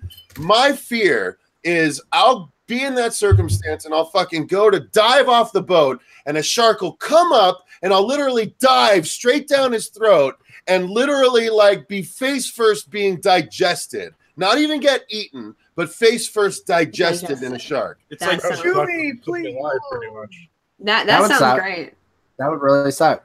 Yeah, You should- completely illegitimate fear, of course, because Thank you, Cecil, for that. You know what? yeah, you're welcome, Brian. Hey, Well, no, I'm gonna tell you something, Cecil. I actually had somebody diagnose my phobia. It's called gallophobia. I have gallophobia, and that's the extreme, unrealistic fear of great white sharks. Oh, fuck yeah, I've got that shit too. Then it's not like Great Whiteicus Fearicus. Yeah, diagnosis. like I can't. Or is that, that's more like cannot. the Looney Tunes version of it. No, Dice- but dice I rolling. literally, I would not bathe in a bathtub because I was scared that like maybe a shark would appear. It was so bad. I would take a shower and I was afraid a shark was just gonna crash. I thought through the fear of tiles. sharks was. No, never mind. I'm confusing that with fear of clowns. That's calorophobia. That's It's called colophobia. gallophobia. Yeah. So yeah. I also have a lucky one where Yeah. all the guys and humanoids from the deep. Mm. Touchy topic, but still. So Dice Roland said she used to be afraid there was a shark in the shaded Oh, part of shit. her pool. Dice Roland's here. Hey, Dice Yes. Roland is gonna. I love Dice. She's awesome. She's Yeah. hilarious. Dice is I love cool. I her. heard through the channel crawl. She was one of my. She was actually the #1 person I found through the channel crawl. So we're gonna have her on the show in the near future. Actually. Oh, Cool. sweet. Well, I went and I posted it and I said, everybody who wants to join, come on. But Oh shit, Dice! unfortunately, We're gonna have to tark sharks. Tark sharks. Sorry. Shark. Shark. shark shots, Shark sharks. Sharks. Welcome to the Sharks. Are we shooting to sharks? Well, I'm shooting wine to expand my shark phobia. So yeah, I guess. Expand. I could have gone somewhere else. I like you said expand without an X. Yeah. I totally got to expand. Expand. Sharks. Oh my Get god, it, you expand. so can sit at our table. It's okay. You so are welcome to our table. I'm just saying. You so can sit with us. Did you want us to go ahead and do ours? Yes, go first, sweetheart. Go ahead. Okay, Dave, you want to go first? All right. So Unluckiest. Did we skip? unluckiest. We'll get. I mean, please, we don't want to step out of turn, Amanda. Yeah. No, go for it. Wait, who did I do next? I'm sorry, I've been drinking wine. It was Reanimator. Oh, it's It's Ray. It's Rayanimator. Sorry about that. Sorry about I that, did not Ray. realize there was an order. I apologize. No, don't worry about it. Hey guys, listen to me. I have a different setup now. I'm sorry. We're both sorry. We're so sorry. No, but earlier, I'm not trying to. Okay. We're sorry. Earlier, I We're had really sorry. We're so sorry. Earlier, I had a setup, Is and it so okay? right now I'm kind of discombobulated. So I'm if I skip y'all's so turn, sorry. you let me. Can we? Are we? Stop being a family, Cecil. This is like prom all over again. It's like, I heard Okay. about your prom. What was that like? I'm just joking. I never went to prom. That poor girl. Oh, I didn't go to prom. I went to hey, Denny's. don't feel bad. I didn't either. I went to Denny's. Same thing. Either way, I got loaded. So, anyways, so go ahead, Raven. All right. So unluckiest, I'd say the first hero in Feast with his like 5 minutes and then he Yes. No, 5 months. I 5 can't watch that seconds. movie. We That's just talked about fantastic. I can't watch that movie, and then you're like, yeah, he is. Yeah. I just thought that part was just so like, what the fuck? Like that never happens, Like Yeah. that was So you're talking about that there's- one, yeah. Actually, a kid I'm died in super the brave, and if you want to live, come with. Yeah. Out the door. Out the window. It's amazing. And I mean, Henry Rollins, come on. That's going to be a good movie. Well, you guys Like your know rolls of pink that. Well, hold on a second. You guys remember that Feast was actually a part of Project Greenlight? Do you guys Yep, remember yep, that yep. show? John Gulager, the director. Yes. Project Greenlight was one of my favorite shows. I Unfortunately, fucking love Project Greenlight. Yeah, I watched every unfortunately, season of it. it's Didn't the not guy on that anymore. won though, like not? It Didn't did, no, they brought it back like 2 years ago. Oh, did they? Oh, Yeah, really? for one season. Yep. Wasn't Oh, there some sweet. kind of like controversy with the first guy that won like the first season or whatever? That he made a shitty movie. Well, no, because the first season, guys, let us forget. Lest us forget that the first season brought us the likes and talent of Shia fucking LaBeouf. Yes, it did. Oh, You're yeah. very right. Cannibal Shia LaBeouf. The movie. Yeah, Battle of Cannibal Shaker Heights. Shia LaBeouf, Hollywood superstar Cannibal Shia LaBeouf. It was Battle of Shaker Heights. That was the Yes. movie that got That- funded in the first that season of film. Project Greenlight. That Nice. film introduced us to Shia LaBeouf. No, what that Hollywood was the fact that that kid he was talented way back then, but he's just a nut fucking bar way now. before that. No, Yeah, Right, and he what's was on your, Even Stevens when he was a little kid. Yeah, exactly. Yep. So what's your luckiest moment, baby? Off the top of my head, New Nightmare. Yes. Yeah. Oh. Heather's son. I wrote it down. Can't read the name right now. But the part at the end Dylan. with Fred being the witch from Hansel and Gretel, just narrowly escaping those creepy arms in the fire. Mm-hmm. Super lucky. I got a personal question for you, Ray Ray. Why aren't you drinking? I have a drink. I have Red Bull. I was gonna get. Oh my God, he got Red Bull. That is so cute. Hashtag not spawn. Oh. Hashtag not spawn. Yeah. So cheers, everybody. I'm drinking my wine. The only reason I don't have whiskey is because I forgot when I came home. Oh, Ray. Okay, this is off topic. But remember I told you what happened the other day? I was supposed to leave at like 4, and then I ended up staying till 6. And I literally was like, the whole way I was driving home, honey, I was like, I'm going to get drunk. I'm going to get drunk. I'm going to get some whiskey, and I'm going to get drunk because I'm off tomorrow. And then I got home, and I was like, I'm going to get drunk. And I was like, what am I going to get drunk on? I forgot the whiskey. And then I started backing up. I was like, where's my whiskey? Where's my whiskey? And I was like, I got one. I got one. Never mind. Never mind. Can I piggyback on Rayanne real quick? Yeah, go ahead, Ben. Now, this isn't my actual pick, but it occurred to me, Wes Craven's New Nightmare is one of my favorite movies of all time, let alone, I think it might actually be, it's my second favorite Freddy movie behind 3. That is Matt's favorite movie, by the way. It's my second favorite behind 3. I love Dream Warriors, but Wes Craven is fucking amazing. I love Nancy and anytime she appears. But how could you, I mean, you got to admit, one of the nicest yet unluckiest characters in horror cinema is Julie the babysitter from Wes Craven's New Nightmare. She does nothing but care for fucking Dylan, and she gets the fucking Tina treatment from part 1. Gets dragged across the ceiling, and you even have Dylan reach out and go, Julie! Like, well, see, so I'm going to interrupt you for a minute. I'm interrupting you for a minute because we have I'm interrupting him to get to you because we have the New Nightmare fanatic right here, and that's why I was interrupting him, babe. So he has a lot to say. So go for it. All I'm going to say is this, except for the fact that originally, and they only changed this because of the rating, but originally, Julie was abusing Dylan. Oh, really? In the screenplay, she is possessed by Freddy. Well, guess what? That doesn't make sense because she gets killed by Freddy. Why? That doesn't... Because she doesn't originally get killed by him like that. No, I know, but that's what I'm saying. I'm going based on, the movie. Don't argue Maddie over the Nightmare. He will throw it. No, hey, he's not arguing New Nightmare. He's arguing New Nightmare's script. Yeah, I am. No, exactly. I'm joking. I'm just saying, if you look at it in the movie, yes, very unlucky scene. If you go by the way it was originally intended, she gets what she deserves. That's all I was saying. Fair. Now, did Brian go yet, or did you want us to go to our next one? Well, no, I'm going to go to Brian next because we're kind of jumping around. Brian, what do you think is your luckiest and unluckiest moment, sweetheart? I thought it was your turn because Ray just went. Oh, it is my turn. You're right. Yeah. But it's Cecil's turn. Oh, yeah, Cecil's turn, actually. It's Cecil and then Dave. Yeah, we have a couple more each. All right. Well, then I have only one. hold on. Well, no, let's go to mine real quick because I only have a few. So if I finish my list, then I can be able to deal with directing because I'm sucking as a director right now.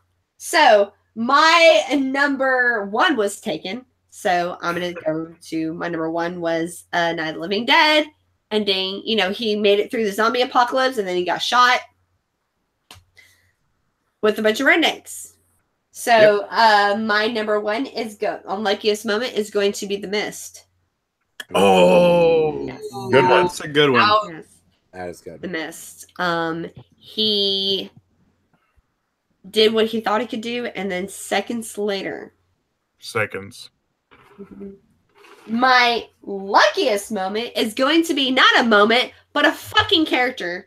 Excuse me, but how many? I'm gonna say this first, and y'all guess who I'm talking about. How many times do you have to get stabbed in the back and not fucking die? Fucking stream. He was almost. That was almost my list. That was almost on my list. I went with Gale instead. There's not a lot of vital organs back there.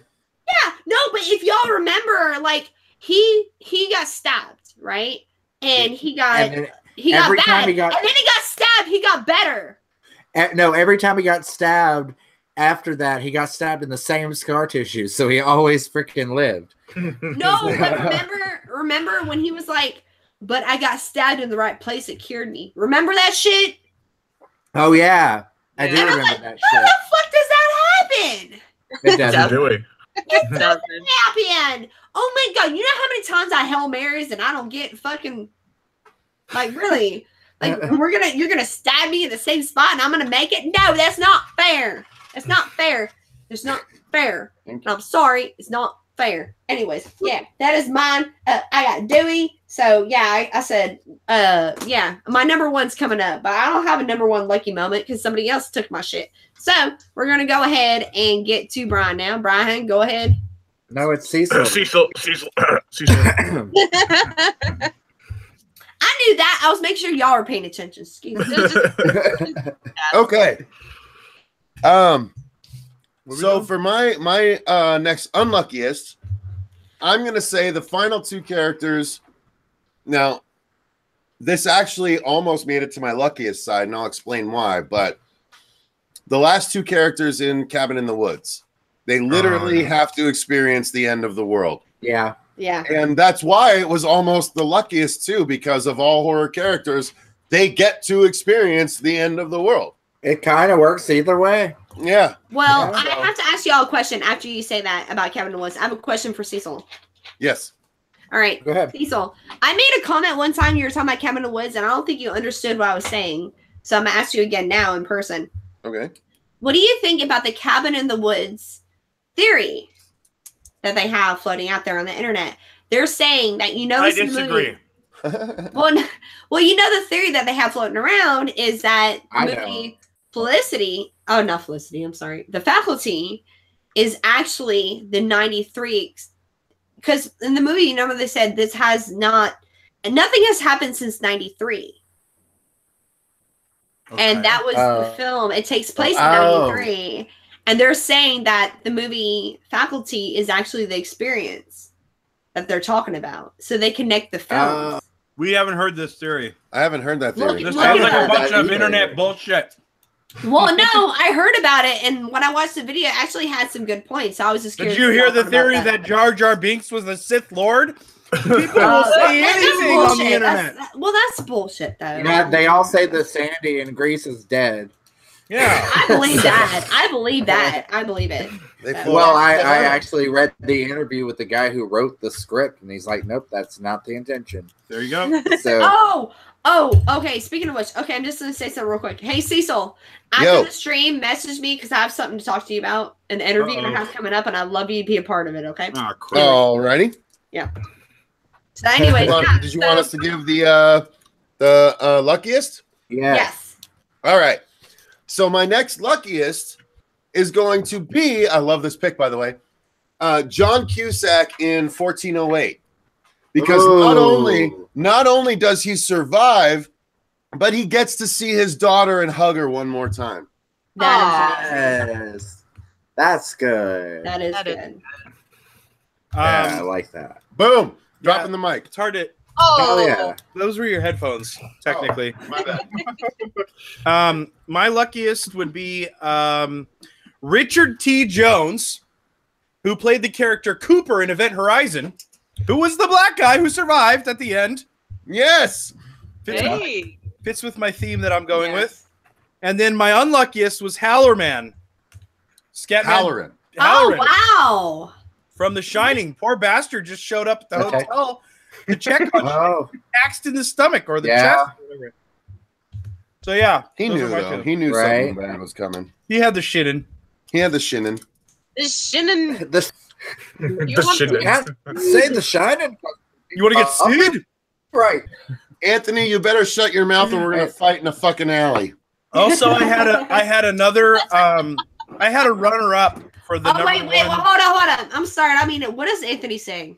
He said 1408 was horrible. Oh, I thought you were saying something about my boobs again. Oh. Okay. Wait, Anthony's talking about your boobs? What? No. We're right. I'm sorry. Never mind. I like 1408. It's a good movie. It love actually caused a 1408. lot of tension for me. Like, I was really like, wow, this is really actually a scary movie. Like, it really made me like get on my nerves, you know? And I teared up a tiny bit at the end. Yep, absolutely. Anthony, I actually gave you guys 2 examples where the black guy doesn't die. Those were my 2 luckiest guys in horror. Nobody else got the theme. I got LL Cool J. I got Richard T. Cooper. These are the 2 black guys who have survived horror movies. And I was going to say a great runner-up for the. True. Did you see in Attack of the Block? A bunch of them. Right. Wait. There's the black guy in Night of the Demons, the original. There you go. Oh yeah. Roger. And, I was going to say I had a really great runner-up. and Jenny Glover Dovetail Predator onto too. RAYANIMATOR, what she said. In Feast 2, there's a part where a man it's a man, right? And it's a woman. No, it's a man. He's running from the feast beasts, and he throws a baby to the beasts. Yeah. He just throws the baby. Talk about that shit. That's the most unlucky baby ever. Yeah. Fuck you. Fuck you. Okay. God damn it. I hate that movie. So that was my runner-up. You did that on purpose. Dave, I hope you die of a period. Whoa. Oh. Better than the cancer I probably have. Oh. Sorry. Oh. That went a little too dark. dark. Excuse me. Oh, too Like- soon? Oh, we talk about babies getting fucking eaten alive, but I talk about periods and it's like, oh, too soon.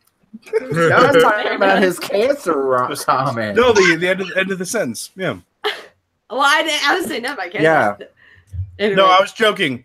A terrible cancer joke. Then just Yeah, forget he it. doesn't have Let's cancer. move on. Okay, Terrible cancer guys, joke. he does not Let's have move on. cancer. It's okay. No. Like, I'm not that much of a.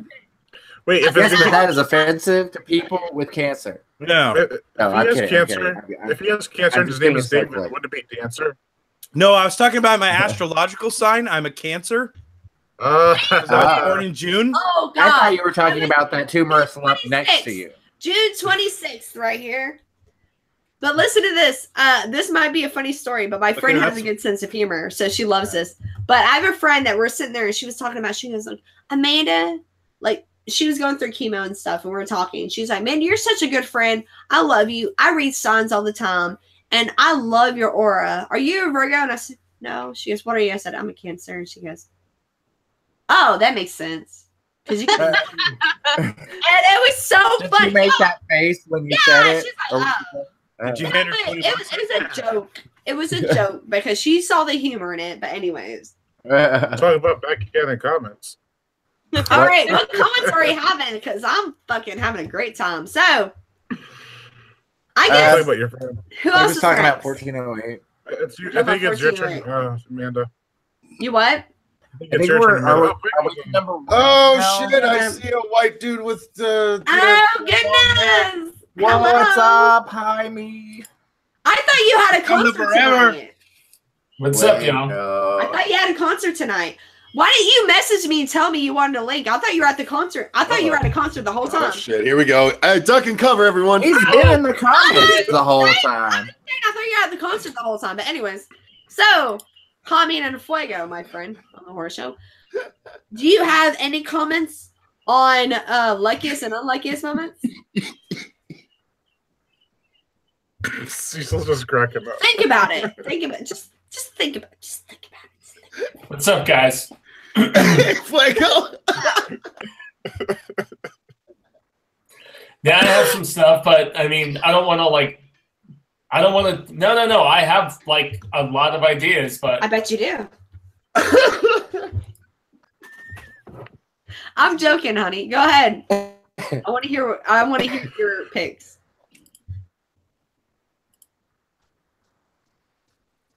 sorry, I'm having to mute the YouTube. There Mute the you go. YouTube.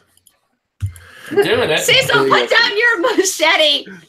I'm gonna do it. I'm gonna fucking do You it. have so much. I don't want to be so on much to live cop. for. Okay. I don't want to be on cop, Cecil. Don't do that to me. I'm tangible. Okay. Yeah. You mean so much to live for. So much to live for. Don't do it. Don't do it, dude. Yeah, you really do. You have a panel to go to, y'all. So go ahead. Fuego. I mean, is that how you say your name? Hamin?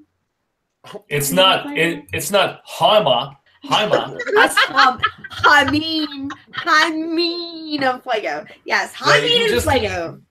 Yeah, just Fuego. Hamin and Fuego. Yeah, well, in Fuego. Okay. Watch that hard R there. Yeah, I've heard fucking Fuegs. I've heard everything before. You know this. She called him Fueger. I call him Fueguissimo sometimes. Fueguissimo! I get that sometimes too. I do. No, Dave was like, you live in the South, honey. What's that R? Yeah, that hard R, man. Yeah, I call him. It can be really rough coming from the South. No, I stopped going by Jaime because of the fact that so many people are like, "Oh, Jamie," and I'm just no. It's just call me Fuego. It's fine. It's fine. Fuego is fine. Lipstick is all over my teeth. This is I should not have gone with the green lipstick. Yeah, absolutely not. That was a horrible. Yeah. What? Of course, it's the lipstick. Milk was a bad idea. You know what? Don't judge me. I fucking vote. Okay. I fucking vote. I fucking vote, man. I'm the right to do whatever. Anyways, ag a ballot. You know what? I fucking recycle. I can do what the fuck I want. Whatever. I'll throw my trash in the street, but I'm not going to do it because that's rude. Somebody should Anyways. kill What is her. this? She does recycle. This is just too funny. You know, Anyways.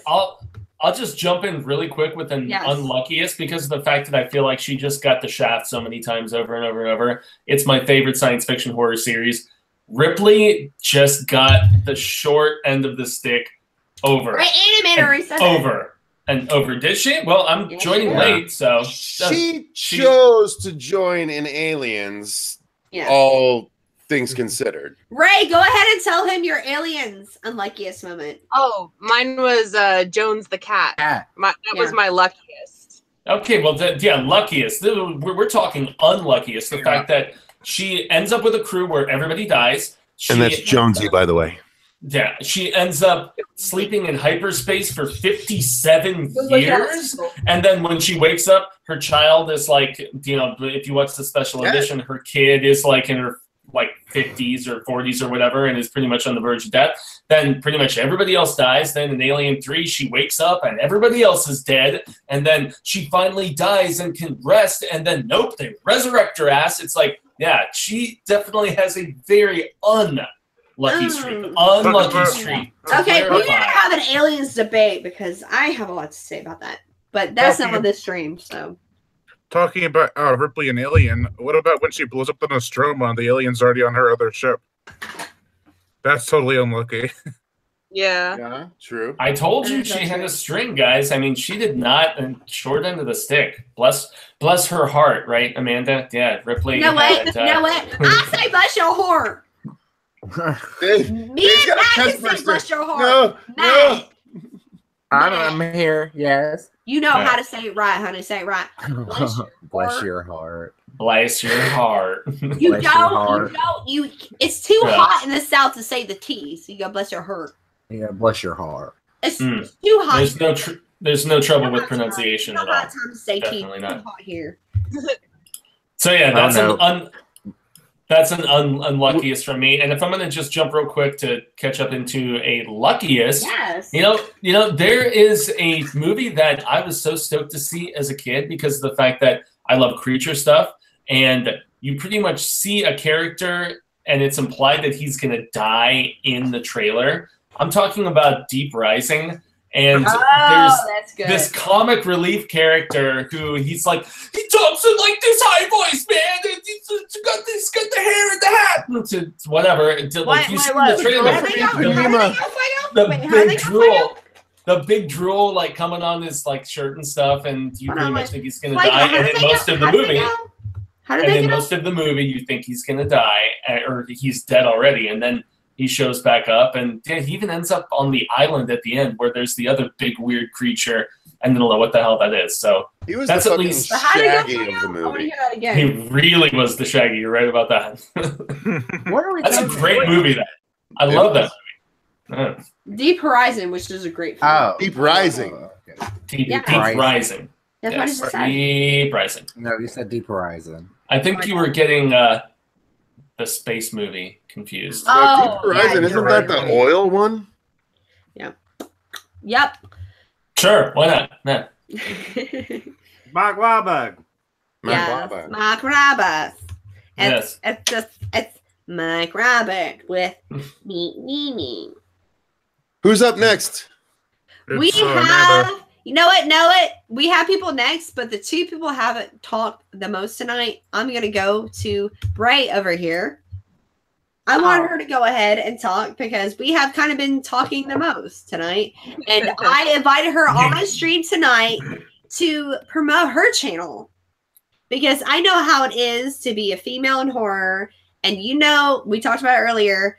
You sit there and you try to talk about horror and they're like, oh, your boobs are so big and you're so pretty and you're blah, blah, blah, blah, blah. And it's like, dude, you like me because I know what I'm talking about?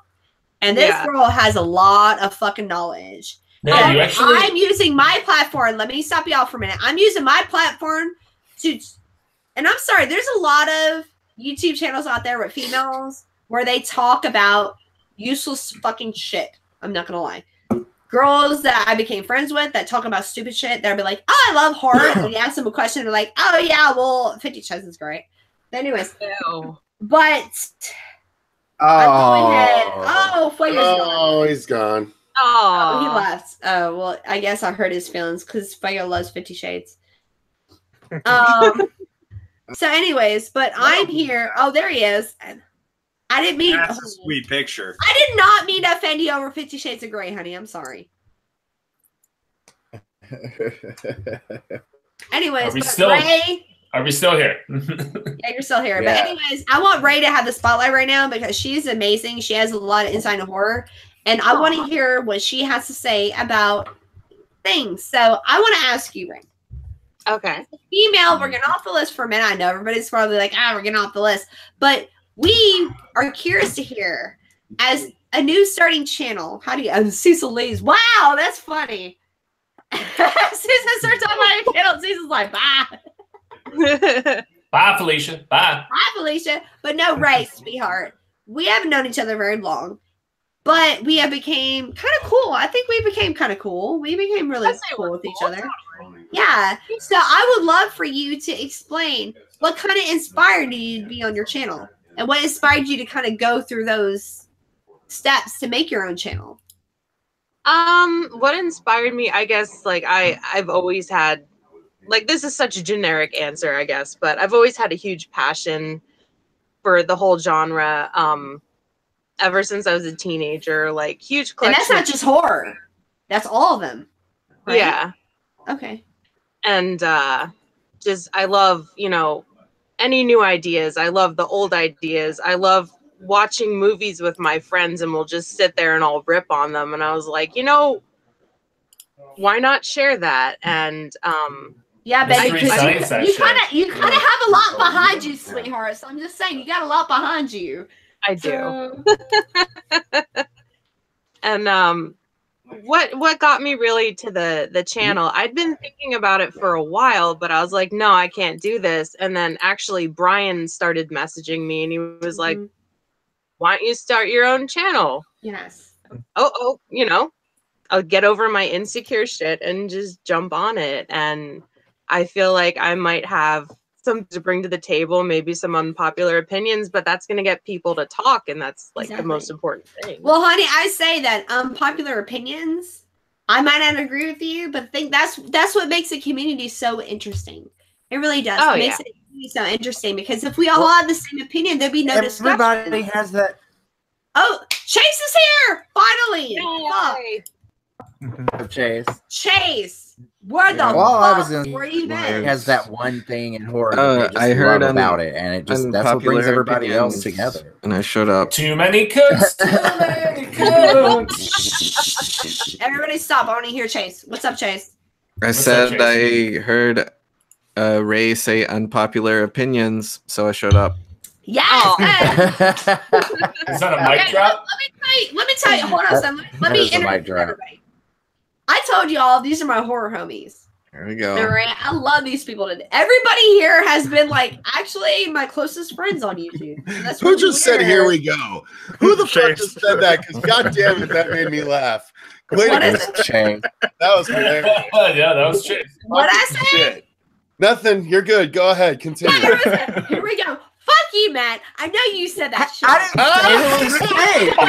It was either you or Chase. Fuck y'all. It wasn't me. It was fucking Wow, Chase. y'all. Fucking Chase. That's fucking hilarious. Chase. You know what, Chase? You know what, Chase? You know what? I hate you, but I love you at the same time. Anyways, so but I'm yeah, suddenly thinking of Amanda being Jack Black, where he's like, "Fuck you, fucking cock ass! You just sit in your tower." And they say everything I create like inward singing, and she's just going off. Anyway. anyways, these are my good friends. All these people that I actually know outside the channel. So it all works out good. But anyways, so I was asking Ray to go ahead and talk about her channel before you rudely came on, OCD. Like, oh, I want to hear unpopular opinions, so I'm going to come on. Rudely. No, Chase, You Yeah, didn't I even didn't say, say- hey, yeah. you invited He him. hasn't said Yeah, I was gonna anything yet. say, he couldn't have jumped on without an invite. No, shut up. Cecil, I know exactly. I'm fucking with him because he busts my balls all the time, so it's okay. I literally showed up, said nothing, and you were all, hey! So Yeah, your because you're my reputation. friend, and I'm so excited to see. You know how and excited I'm I am to still see you? waiting for you to let Ray finish talking. Oh my Yeah. god. Wow. Okay, Ray, go ahead. Listen, I'm just super glad that Chase could join us from the set of Clerks with the black and white camera. I fucking love that shit. That's great. Oh, Chase, are you even supposed to be there today? Aw. I've actually been waiting for Ray to talk all night too. So come on, guys. No, Ray, talk, baby. No, that's why I gave you the platform, sweetheart. I'll be right back, guys. I'm gonna lock. Fucking the rain's coming down. Fuck. Thank God. She can't be safe. Getting out the sandwich. Talk now, Ray. Talk. Well, she took off her headphones. Brian's been doing the rain dance off camera. Oh my gosh. All right, go ahead, Ray. I don't even know what to say now. I'm on the spot. You were. But- Oh yeah, sorry. Go ahead. No, go ahead. You got? I was just mentioning where you left off. But if Well, you know where you left off, then just keep going. That I just kind of wanted I'm talking to people, dude. You need to lower your voice. Bro. Dude, Brian, bring your fucking brother here. Bring him here. Yeah, Well, no, it's my dad. Bring You're here right now. All right, God damn it. All right. I'm not going to say shit to your dad. Your dad this time. I don't I know. can't catch a break. Sorry, Dad.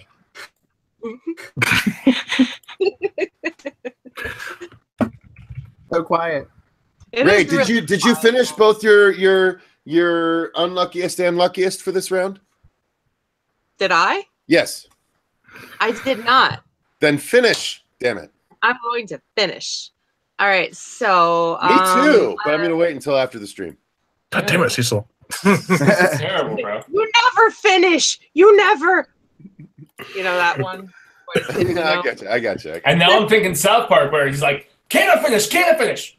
Okay. Oh, okay. Cannot finish. So unluckiest, I would have to say Sex Machine and From Dusk Till Dawn when he gets bitten, like in complete denial that he's bitten and he's trying to hide it. Yeah, and he's like, he just yeah. It's like my heart went out to him because he's trying his best. He's trying so hard. He's trying to fight vampires. Doesn't Yeah. really plan on becoming one, but his transformation's amazing, of course. Badass. Yeah. dick gun. You know what's funny is Samuel L. Jackson always gets the credit for the last speech, but Fred Williamson did it before him. Mm-hmm. And from Dusk Till Dawn. Badass. Guys, Fred Williamson has appeared on our channel. Shout out. and also Um, Savini is such a fun interview, man. That guy was great to talk to last year. It was one of my favorite He's interviews so I think I've ever done. Yeah. Hey he guys, I have to actually- make you a disclaimer real quick, just because So I good. got a Oh, boy. tornado watch. So if we like get shut off right away, Don't be worried. It's It's just amazing. You have a tornado watch, and yet you're hosting 8 people, but you can't do a live stream with 2 normally. Yeah, exactly. So no, I that's love what, it. It's awesome. Yeah, that's what that. Well, I got it fixed because I went and I called people and I said I'm going to quit my service, and I got people out here and fixed my shit. But I'm just saying that, like, I don't want to direct anybody. Everybody keep talking. I'm just saying if we get cut off, the reason why is because we have a tornado watch right now. That's different from a warning. A watch is you go outside, look for the tornado. Well, no, it's potential of a tornado. But, everybody on tornado watch. Yeah. So then you're like basically everybody gets into the trailer. Yeah, you are basically Helen Hunt officially. Okay. Like it's happening. Basically, when they say warning, it means we might get. No, Matt, explain you know it what? to them. Matt knows. Your bathroom. No, we get them all the It means you are not near because it's coming. It's gonna touch down. Like when they say it's a tornado watch, it's near. It's already been spotted. It's coming. So you're in the no, Matt's in my proximity. He lives where I live. So yeah, did you not get the watch notice? Yeah, I know. I just did too. I'm fixing to go batten down the hatches. I'll be right back. All right. I also got to say, well, no, because when it happens, we have to put sandbags down at our front door and shit. Yeah, we're below sea level, guys. Yeah, we had to set it up. So that's why when I said I had to go set shit up, I literally just put sandbags in my front yard. So we're probably gonna have to jump off here, Amanda. All right, good me deal. too. Do So you have anything else? Go ahead. Yeah, you want us to rattle off our last couple? Go ahead. Do we have any number ones real quick before? Yeah, real quick. Mine was going to be the unluckiest people were the victims of the Cube series. Because just like Brian said, the Saw series is the same sort of thing. People are jammed into a predicament, but they have to kind of work together, and you don't know who's going to die because you don't know what each new room of the Cube is going to fuck with you with. Yeah. And then I actually had 2 luckiest, and then one that straddled both categories. So one of my luckiest was Jada Pinkett in Demon Knight. Yes! Nice. Because she fucking swigs the Jesus blood at the end and spits it on Billy Zane as a last-ditch effort when he and the demons have essentially won. Yeah. So that is that. Oh, sorry, man. Did I have you cross off one? That was the only thing I had to say. Billy, I said not the same scene, but the scene. But anyways, go ahead. I love it. Billy Zane when he's like, "You fucking low down, goddamn counting motherfuckers." Yes. All you had to do was give me the key. Like, I love that shit. And then that's a great movie. I would also say for luckiest, the Behind the Mask documentary crew, because they got to see both sides of the horror equation. They got to see everything that the killer did in preparation, and then they got to be the people the killer was going after. Like, I thought that you know, as far as lucky and horror goes, that runs the fucking gamut. And then I agree. Finally, I would say the one that is both unluckiest and luckiest would be Joey from Nightmare on Elm Street 4. Because he gets to see his model crush naked in front of him on his under his waterbed, only to turn into Freddy to kill him. You know that is my favorite kill. That is my favorite kill in the entire series. It's a great kill. I've made mention countless times. But seriously, fantastic. lucky and unlucky. So boom, that's it for me. Mic drop. Question for you before you get off here. Are y'all about to go live again? I don't know. I think we're gonna go hang out. I have a message to respond to that is really driving me batty, and you know why? Chinese Day. Yeah, Fuego knows why. Okay, I have a message that literally this message popped up during the stream, and it's driving me fucking nuts. I have to respond. Okay. Okay. You should do it because it's only like 10 o'clock there. Yeah, it's barely after 10. No, I know, but David and I, we have some stuff we can do, but we're not going to step on your toes, so we'll wait until you're done. No, what I'm saying is like I'm about to end it. I'm not gonna go on for 3 hours, but the people here, we can come onto your stream. Well, we were trying to decide if we wanted to do a let's play. How about this? We could play a horror game. How about we do that a you stream guys where could jump Cecil on falls and help us asleep, do, or we could do a hangout. and you I don't guys know just what watch to do. Cecil I don't know sleep. what to do. 'Cause Either that's way, gonna I gotta happen go if you handle this stream right now. message, and I gotta have Yes. another Producer fucking Dave 3 knows or Cecil. 5 Well, shots. hey, let's do this. after Hold this on, hold message, on. And then I'll be Cecil, ready to go live Cecil, again. Because this listen to me. message Dave, is Cecil. driving me fucking batty, and those of you that know me know Okay. why this message Yes, is driving me exactly. Listen to me, Cecil. Answer your message. Take 5 shots. Host a stream, and then 5 send shots? me the link. Holy shit! good It's, Lord. no, that was really Fucked up bad stream. advice. Don't No, listen. I was joking. I was joking. No, she said I have to do it. No. so now I have to go take No, five no, shots. God damn it, Don't Amanda. do it. What's wrong Don't with do you? it. Why would you do that, Amanda? He said 5 shots. He said 5 shots. He Mute said them. 5 shots. God Mute damn them, it. Amanda. Mute them. And I have some bad news too. No. I get off because everyone's trying to sleep in my house. It's 1:15 where I am in the morning. Oh, well, Okay. Brian, Brian. I can throw out some opinions real quick with Brian. That's just a quick minute if we're about to wrap it up. Yeah. Honestly, for Unluckiest, I definitely wanted to throw out, I don't know the character's name, but the father in the Eli Roth, John Watts directed movie Clown.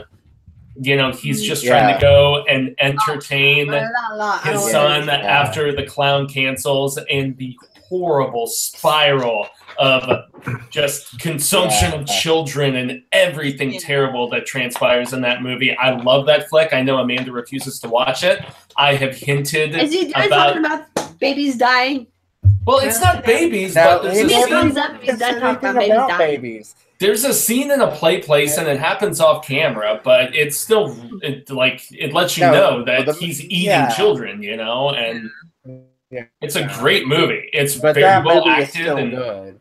yeah, it's a great movie. You don't Actually, see anything, so I wanted to rattle off my last ones before I had to get off real quick. If that's I'd like to get my number ones as well too.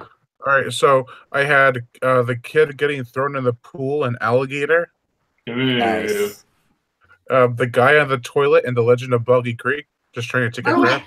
Nobody gave me a thumbs up. I thought y'all were still talking about fucking Clown. Now he's talking about Boggy Creek, and I can talk about Boggy Creek because I live. I'm just listing off the scenes that were unlucky. But I'll start again. It was kid getting thrown in the pool and alligator. The guy on the toilet. Eaten Alive, Robert England. Oh no! The alligator movie where the alligator's in the sewer. Yeah, that's the one in that's the one in New York. Yeah. But and then I had the guy on the toilet in The Legend of Boggy Creek. Yes. And Janet's shower scene in Psycho. Yes. Ooh, Quite unlucky. Well, I mean, she had stolen money and stuff. It's like sometimes in the slashers, people do things that makes them feel more worthy of being killed and stuff. It's like not totally innocent, but nonetheless. Right. Well, Brian had to get off of here, so I want to say something to Brian real quick. Honey, I'm so sorry. You said he had to get off. I'm almost done. Yeah, 3 more. You what? He's got 3 more. 3 more. 3 Oh, more. I thought you said you were leaving. I was trying to catch you before He you is, but he wants to get his coming. list off. Yeah, I was just gonna finish these. Let him talk. Let him talk. I have a lag. So he Otis said and Abominable. Yeah. Oh yeah. The guy in Abominable who's like trying to be the hero, and he hits the Bigfoot in the back, and he's like, "Take this, ass monkey!" and he hits him in the back with the axe, then turns around and bites his face off. Oh. And then Captain Novak versus the whale and orca. You watch a lot of creature features. And the last one is actually That's why for we're here, Reanimator. It is Meg in Reanimator. Yes. Nice. Dude, that scene with the doctor and him going down on her was That's gross. Disgusting. Well, and on that note, Gato, before you leave, I have to say an unluckiest for me is the kids in the raft in Creepshow 2. You know, they're just like going out for some hoity-toity, whatever stuff, and lo and behold, this weird tarp looking thing is. When I was a kid, it looked pretty dope, but as you go back and you re-explore it, although the scenes with like the gore where it comes through the wood and stuff has aged a lot better, but when you see it just floating around, it basically looks like a black tar. Yeah. It kind of reminds me of like when they had crocodile movies back then. They'd have like this flat crocodile just swimming across the surface. Well, hey, Fuego, we're gonna wait until Gatto. This is his spotlight, but we're gonna retell because Matt had a bunch of Stephen King moments, so we'll talk about that. But right now, I'm gonna give the spotlight Yeah, you had 2 of them. No, I didn't. What are you talking about? No. Oh wait, I don't know what you're talking about. No, I'm thinking about another countdown. I'm sorry. Uh-oh. Countdown. Uh-oh. Ahead of myself. I would like to give. I would like to give my number ones before Brian leaves. Okay, yeah, bad. Yeah. My number ones, my number one of the unluckiest ever is anyone that showed up to work the day they ran the Belko experiment. Yes.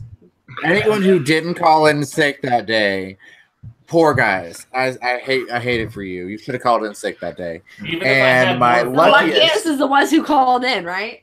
Yeah. No, my luckiest is the main character in Get Out, because your friend is suspicious as fuck. I can't hear it because I haven't seen it yet.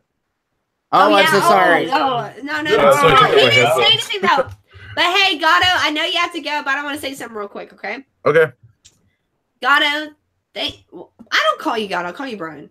Brian, thank you so much. I call them both, sorry. No, well, I'm going to say, Brian, I just have to give a shout out to him real quick. Hold on. Brian, thank you for being so awesome lately. Like, you've been the one person that, like, I've been trying to do, like, everything, and you've been, like, a really big supporter of my channel, just like you have Ray. And we became good friends, and you're the one person who actually, 30 minutes before I go live, he tunes in, and he sees me do my makeup before I go live, and we talk about just random creature features and stuff. But I know you didn't get a lot of time talking tonight, and I feel bad for that. Oh, it's no problem. Like, it's probably for the best because everyone was trying to sleep and I didn't realize what time it was.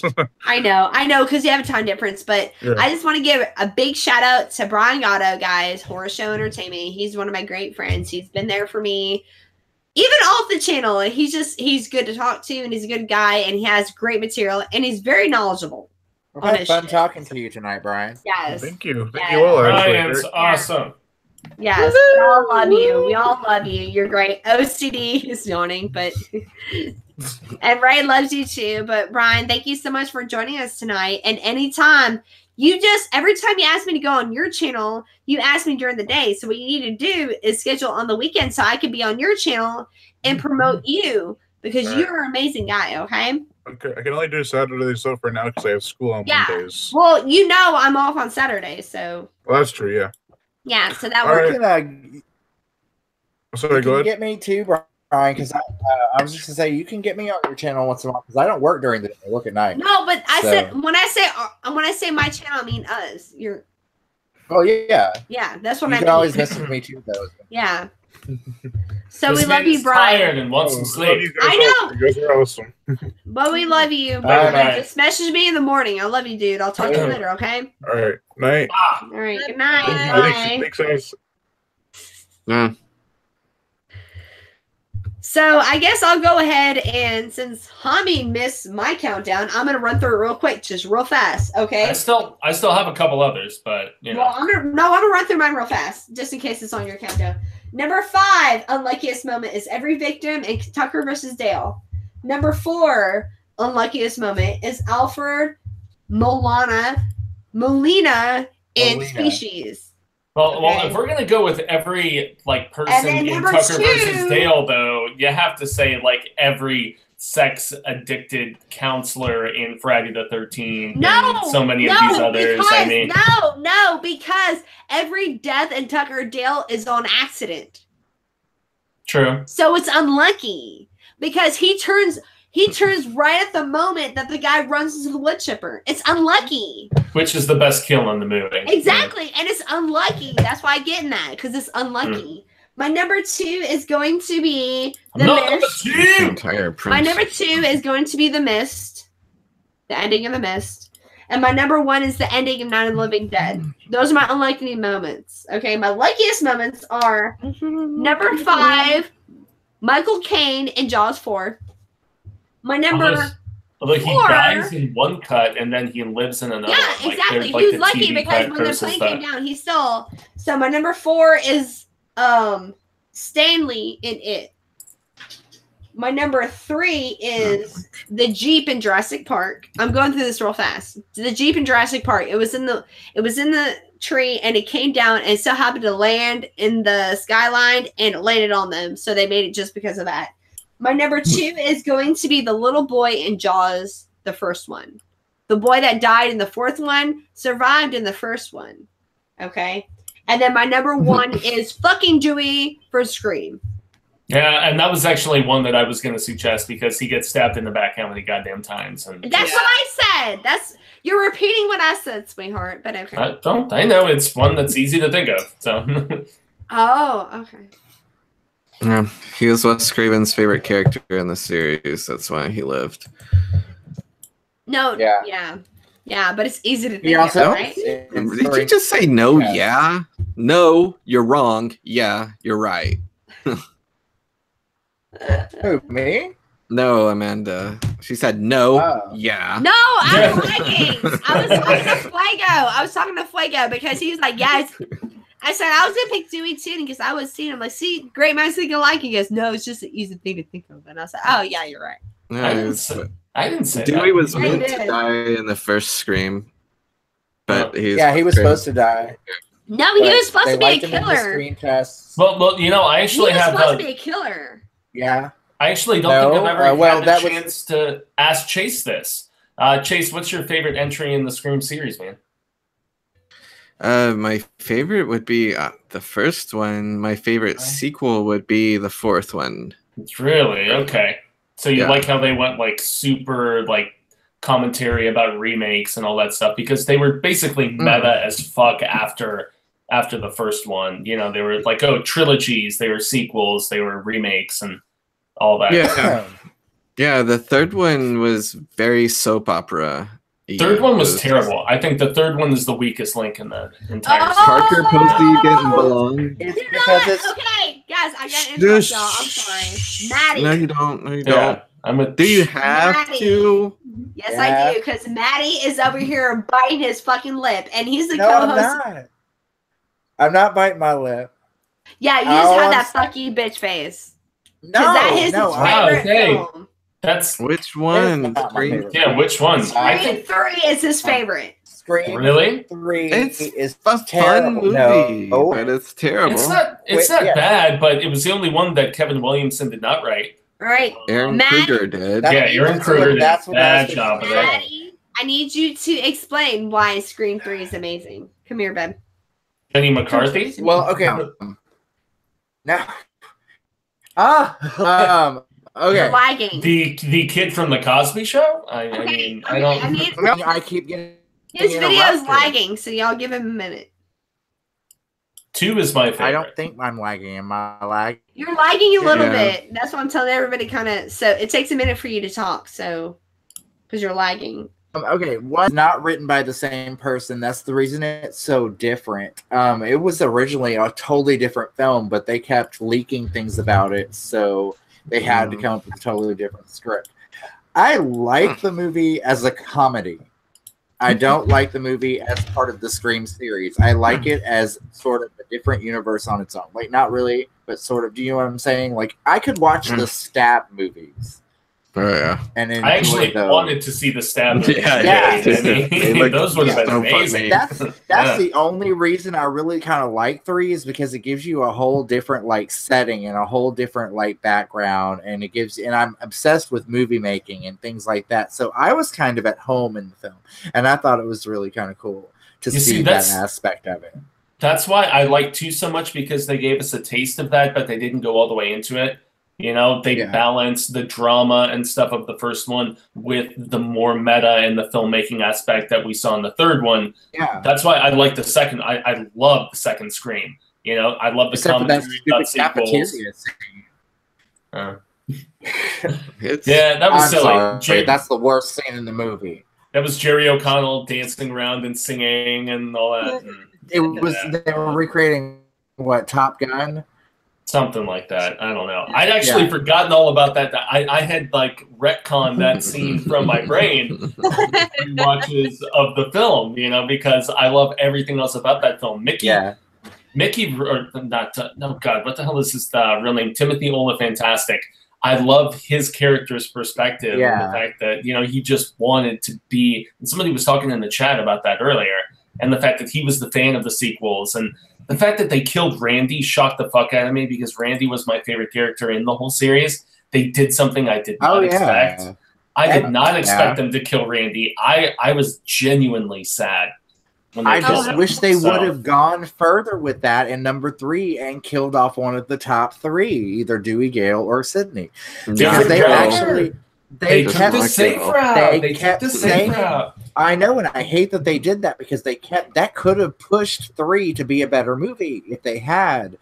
It just and then you thought they were going to do it in number 4, and they still didn't freaking do it. So. Emma Roberts was awesome in 4, though. I'll give Chase championing 4. I like Emma Roberts was a revelation to me. And the scene where she beats herself up toward the end is phenomenal. Yeah, that was awesome, and she plays the super bitch so well. I mean, she is like beyond. But she played it nice through most of it. And I actually had not seen her work on American Horror Story or anything else until I saw that movie. Really? I honestly can't recall which came first, but yeah, when she shifted character-wise into who she really was, and I was like, oh, she's maniacal and calculated and crazy. I loved it. No, she'd already been on American Horror Story by then. Yeah, but that's my favorite season of American Horror Story. Actually, I love Bitchcraft or whatever that first episode was called. It's great. Hey, I just want to make a comment about Scream 3. I know y'all were talking about I went out to put the bags out, but my favorite part of Scream 3 is actually I don't really like Scream 3, but my favorite part is Parker Posey. She goes, "Hold me." That was so dramatic. Me and when she crawls that. When she crawls, I mean, also Scream 3 has Patrick Warburton, who can do no wrong. It's just so much. She goes, "Hold me." To me, so she's so out of Parker Posey is someone who shouldn't be in the series, but she's great. I love her so much. She's the best. And she was super funny in Scream 3. Best role. She's hilarious. Have y'all seen The House of Yes? I thought it was called The House of Yacht. House of Yacht. Okay, no, that's a different movie. Best in Show, The Mighty Wind, dude. No, she's amazing. She's a phenomenal Where's your busy bee? Where's the busy bee? Sorry. This isn't the busy bee. This isn't her bee. This isn't her bee. Oh my god! And they're freaking out. The dogs. I found her in an old '90s movie called Party Girl, and it was the funniest. About a girl that wants to become a librarian because that's like her goal in life. It's just ridiculous. It's so bad, but it's so good. Yeah, I was actually watching Dinner for Five with Jon Favreau, and they were talking about just Swingers and Clerks and Party Girl and films that got made on the indie level about that time. And I know this has nothing to do with horror, so I feel bad for But she's the indie princess. Yeah. She was, and she was funny as fucking Dazed and Confused, where she's like, lick me, all of you, and she's such a bitch. You're all bacon. Sizzle, bitches. Sizzle. Yes, she's great in Dazed and Confused. Guys, if you want to talk about this is not Parker Posey, but if y'all remember Welcome to the Dollhouse. Yeah. Oh yes. Matarazzo? Yes. But Matt, can you do me a favor? Can you check out the comments? Because we haven't checked out the comments in a while. Gonna rape you tomorrow after school. 3 o'clock. I'm gonna rape you. I can't because I'm gonna rape you. She goes, so do you want me to lay here while you rape me? What? You don't remember that part? We're gonna rape you. Maybe not. You know what I'm talking about. She goes, do you want me to lay here while you rape me? His name in real life, Brendan something. I'm trying to get some diet comments on here. So, everybody's messaging me. They're like, I just went to your link and you weren't there. Air Raid freshman. I'm booked. You know what song's stuck in my head right now? I don't know. I don't know. A fight. I'm booked with you. Okay, since everybody's been since we've all been commandeering, I want to hear Ray's thoughts on Scream 3 specifically. Oh, you didn't say anything, Ray, about Scream 3? I thought y'all were going to talk about it. because we were all domineering. So, well, I have her on my channel so she can talk. So y'all need to shut the fuck up. Go. I hate to sound like that guy, but it's been so long since I've seen Scream 3 because I'm not like super into the slasher genre. So I was just kind of sitting here like, I've got nothing to contribute to that. No, terrible. But I loved Scream 1. I definitely remembered that. That was one of the first horror movies I ever saw, and it messed with me a whole lot. And I loved it, and I wanted to grow up to be Randy. So, I mean... And actually, Randy was going to be my luckiest. Randy was going to be my luckiest moment and my unluckiest moment. I'm like, he's lucky because he made it to the first one. He's unlucky because the second one he died. So, but I'm going to go ahead and I hate to do this, but I'm going to put her on the spotlight again. Until Malibu's Most Wanted, I love that guy. So, I don't know. Yeah, okay, anyways. So, Ray, I want to talk to you for a minute because I don't know a lot of girls other than Gory that run horror channels. And so I kind of want to give you like a lot of say because you just started this channel. You've been a big fan of the horror show. Not fan, you've been a big viewer. No. She is a supporter. I hate using the term fan, and I always I said viewer. I said viewer. Supporter of the horror show, and we appreciate the fuck out of her. So okay, I made the comment. No, we do. Yeah, okay. Well, Hami, okay, let her talk. So, what I wanted to ask you is, starting your own channel, you told earlier how you were like inspired and everything. You being a female loving horror films, what is the funniest experience you've had? And the reason I'm telling you this because I had a really funny experience, and I'll kind of tell you mine really shortly so that you can be like, yes, I had the same experience. I had a Q&A of when I first started my channel. I said, hey, we're having a Q&A. And the funniest question I ever got was, hey, how big are your boobs? And do they influence on who you like in horror? That is not true. It is That's true. Ridiculous. It was, before I met you, I had this channel. And if you would have saw my first viewing, I told you the funny stories that I had. I'm not even going to tell you who wrote that to me, but you know who it was anyways. I know who it was. I can probably make an educated guess. I'm actually with Chase, where I think I might know who it is too. So Honey, do me a favor, don't act. Matt was there. Okay, so don't act like that never happened because before I met you, sweetheart, I had the channel. Okay, so Ray. Jeff Floyd would like to know, what is your favorite genre? Since you're not a slasher fan, what are you into? Subgenre. Subgenre. I love body horror and I love zombie movies very, very, very much. Nice. Okay, what's your favorites? Oh God, I can't narrow it down to one. Obviously, I love Rayanimator. Return of the Living Dead. Mm-hmm. Yes.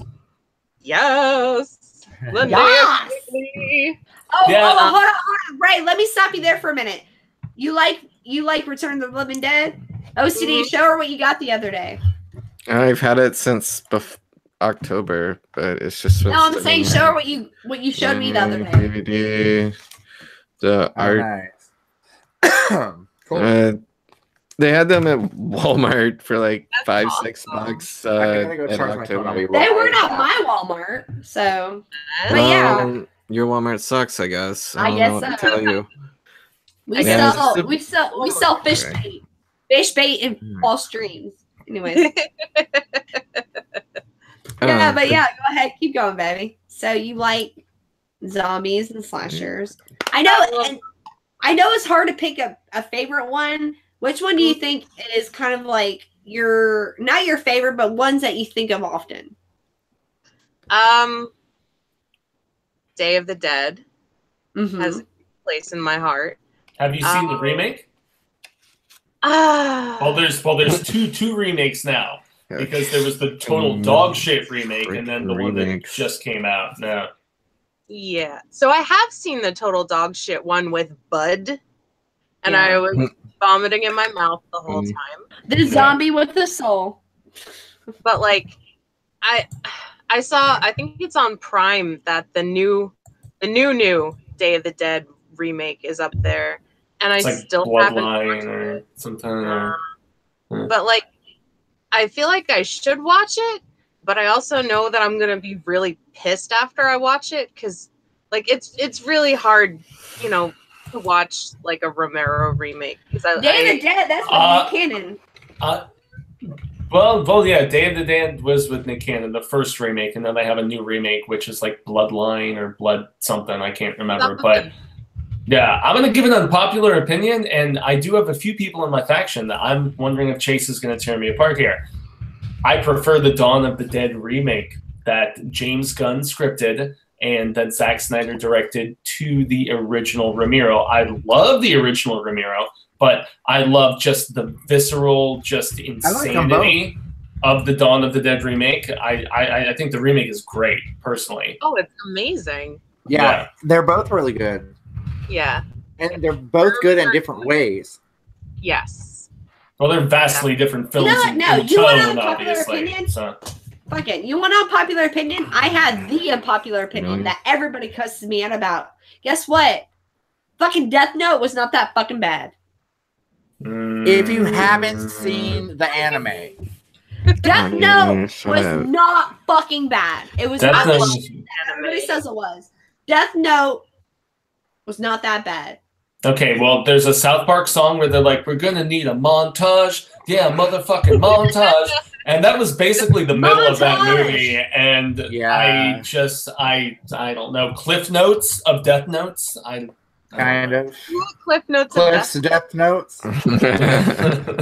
Oh, shit. Okay, hey, guys. It's the big one. It's coming. Yeah, oh my god. It's been kind of late. We've been on for a little while. So I'm going to go ahead and end this stream tonight, guys. I want everybody to go ahead and say where they are and where we can find them, okay? So, of course, Manny McCobb, you know, is my right-hand man. They channel Sundown. And then you know, of course, Jaime Fuego, go ahead and do your piece. Yeah, I'm Jaime Fuego, and also I want to make mention of the fact that the abandoned green room had a very unlucky thing that happened to them, and lucky people were Mia in the Evil Dead remake because she should have just been dead, although she ended up being badass, and then Stu Redmond in The Stand. Yeah, everybody else died. You dodged that bullet. Sorry, homie. Watch us on the horror show. Peace. Yeah. All right, good deal. All right, OCD. I'm around places. I love you, James. No, y'all don't log off yet. I'll tell you what's going on after you. Let him talk. I'm not interrupting him. He's not talking right now. Okay. Unluckiest, the kid with the walkers that went to the toilet in Night of the Creeps. Oh. Yeah. He just was going to the toilet, and that was it. He was dead. I hate that part. Luckiest I feel is just so obvious, which would be Ted from Friday the 13th Part 2. Just because he stayed at the bar and got drunk. Oh, yes. I was like, which one was Ted? So he never, if he would have left the bar with Ginny and Paul, he probably would have been dead. But he just never even encountered Jason or anything. So. Whenever I see that guy, all I can think of is the guy that has all the animals in Just One of the Guys. He's like the guy that walks the lizard through the shower. It's the same guy. I remember that guy. Same actor. I always forget that. I always forget everyone in Just One of the Guys except for the lead and the guy. He was in another movie in the 80s. Oh, the guy that was the bully Girls? that was in karate. Her love interest. Oh, I don't know. But the guy that was the bully was awful good. Depeche Mode had a song on the soundtrack. Moving on. Ray, what do you? I'm sorry to mean. I'm lagging you a little bit, so I don't mean to talk over you. I'm sorry, I just realized you're talking. But Ray, do you have anything you want to add to your channel? Tell everybody where they can find you at. You can find me at RAYANIMATOR Reviews. Yeah, subscribe. Yeah, subscribe to this girl. I love this girl to death. She's awesome. She's I have one last one to add. Yes, go for it, girl. Do it. Doing it to it. So he's both really lucky and really unlucky. I'm gonna go from the movie Tusk, Wallace. Oh, yes. Y'all know what I'm talking about because Small he's not. margaritas. Small margaritas. It's so I hate. You know what? No, I don't hate to admit how much I love that movie because there are no guilty pleasures. There's just pleasure. I'm gonna go with that. Yes, girl. You know, yeah. So he doesn't get gored to death by an old dude wearing a, but he then like is so fucked by the end of it that there's no turning back. So lucky and unlucky. Like, is he really lucky? Maybe not. Yeah, there's a phrase that I used after watching that movie, Ray. I was like, you never go full Tusk, bro. You never go full Tusk. I'm going to use that. That is so good. And literally no one around me get that reference, but I'll get it. Yeah, it was good. I actually did have one I wanted to talk about earlier, but I couldn't get a word in edgewise. When everyone was talking about Final Destination, it's the entire series. Pretty much. I had that on my list. It was, it's very lucky that they were able to find someone who can help them find out the patterns of death's design, but it's very unlucky that it doesn't fucking matter. It doesn't matter because no matter what you do, eventually you're still going to die. So yes. Thank you, Tony Todd, for following me on Twitter. That's yes. Yeah. Oh, cool. That was a while back. I don't mean to party pooper, but I'm gonna end it right now on our channel at least. So I just want to say thank you guys so much for watching. We have Humming and Fuego from the Horror Show. We have Maddie McCall for Channel Sundown. We have OCD Horror. Y'all subscribe, and we have RAYANIMATOR, my girl, right there. I love her to pieces. So thank you guys so much. I'm so stoked that she's doing stuff now. I'm so stoked. I am so excited. Thank you guys so much for joining me. And I want to wish all of you guys a happy St. Patty's Day. And thank you for tuning in even after the technical difficulties. And I love you guys so much. Thank you. And remember, be nice to each other because life is too fucking short. And Matt, what do you have to say? Keep it creepy. Awesome, guys. Thank you so much. I love you guys. And remember, I hope your house doesn't flood. I hope my house doesn't flood too. Bless your heart, guys. Bye. Later.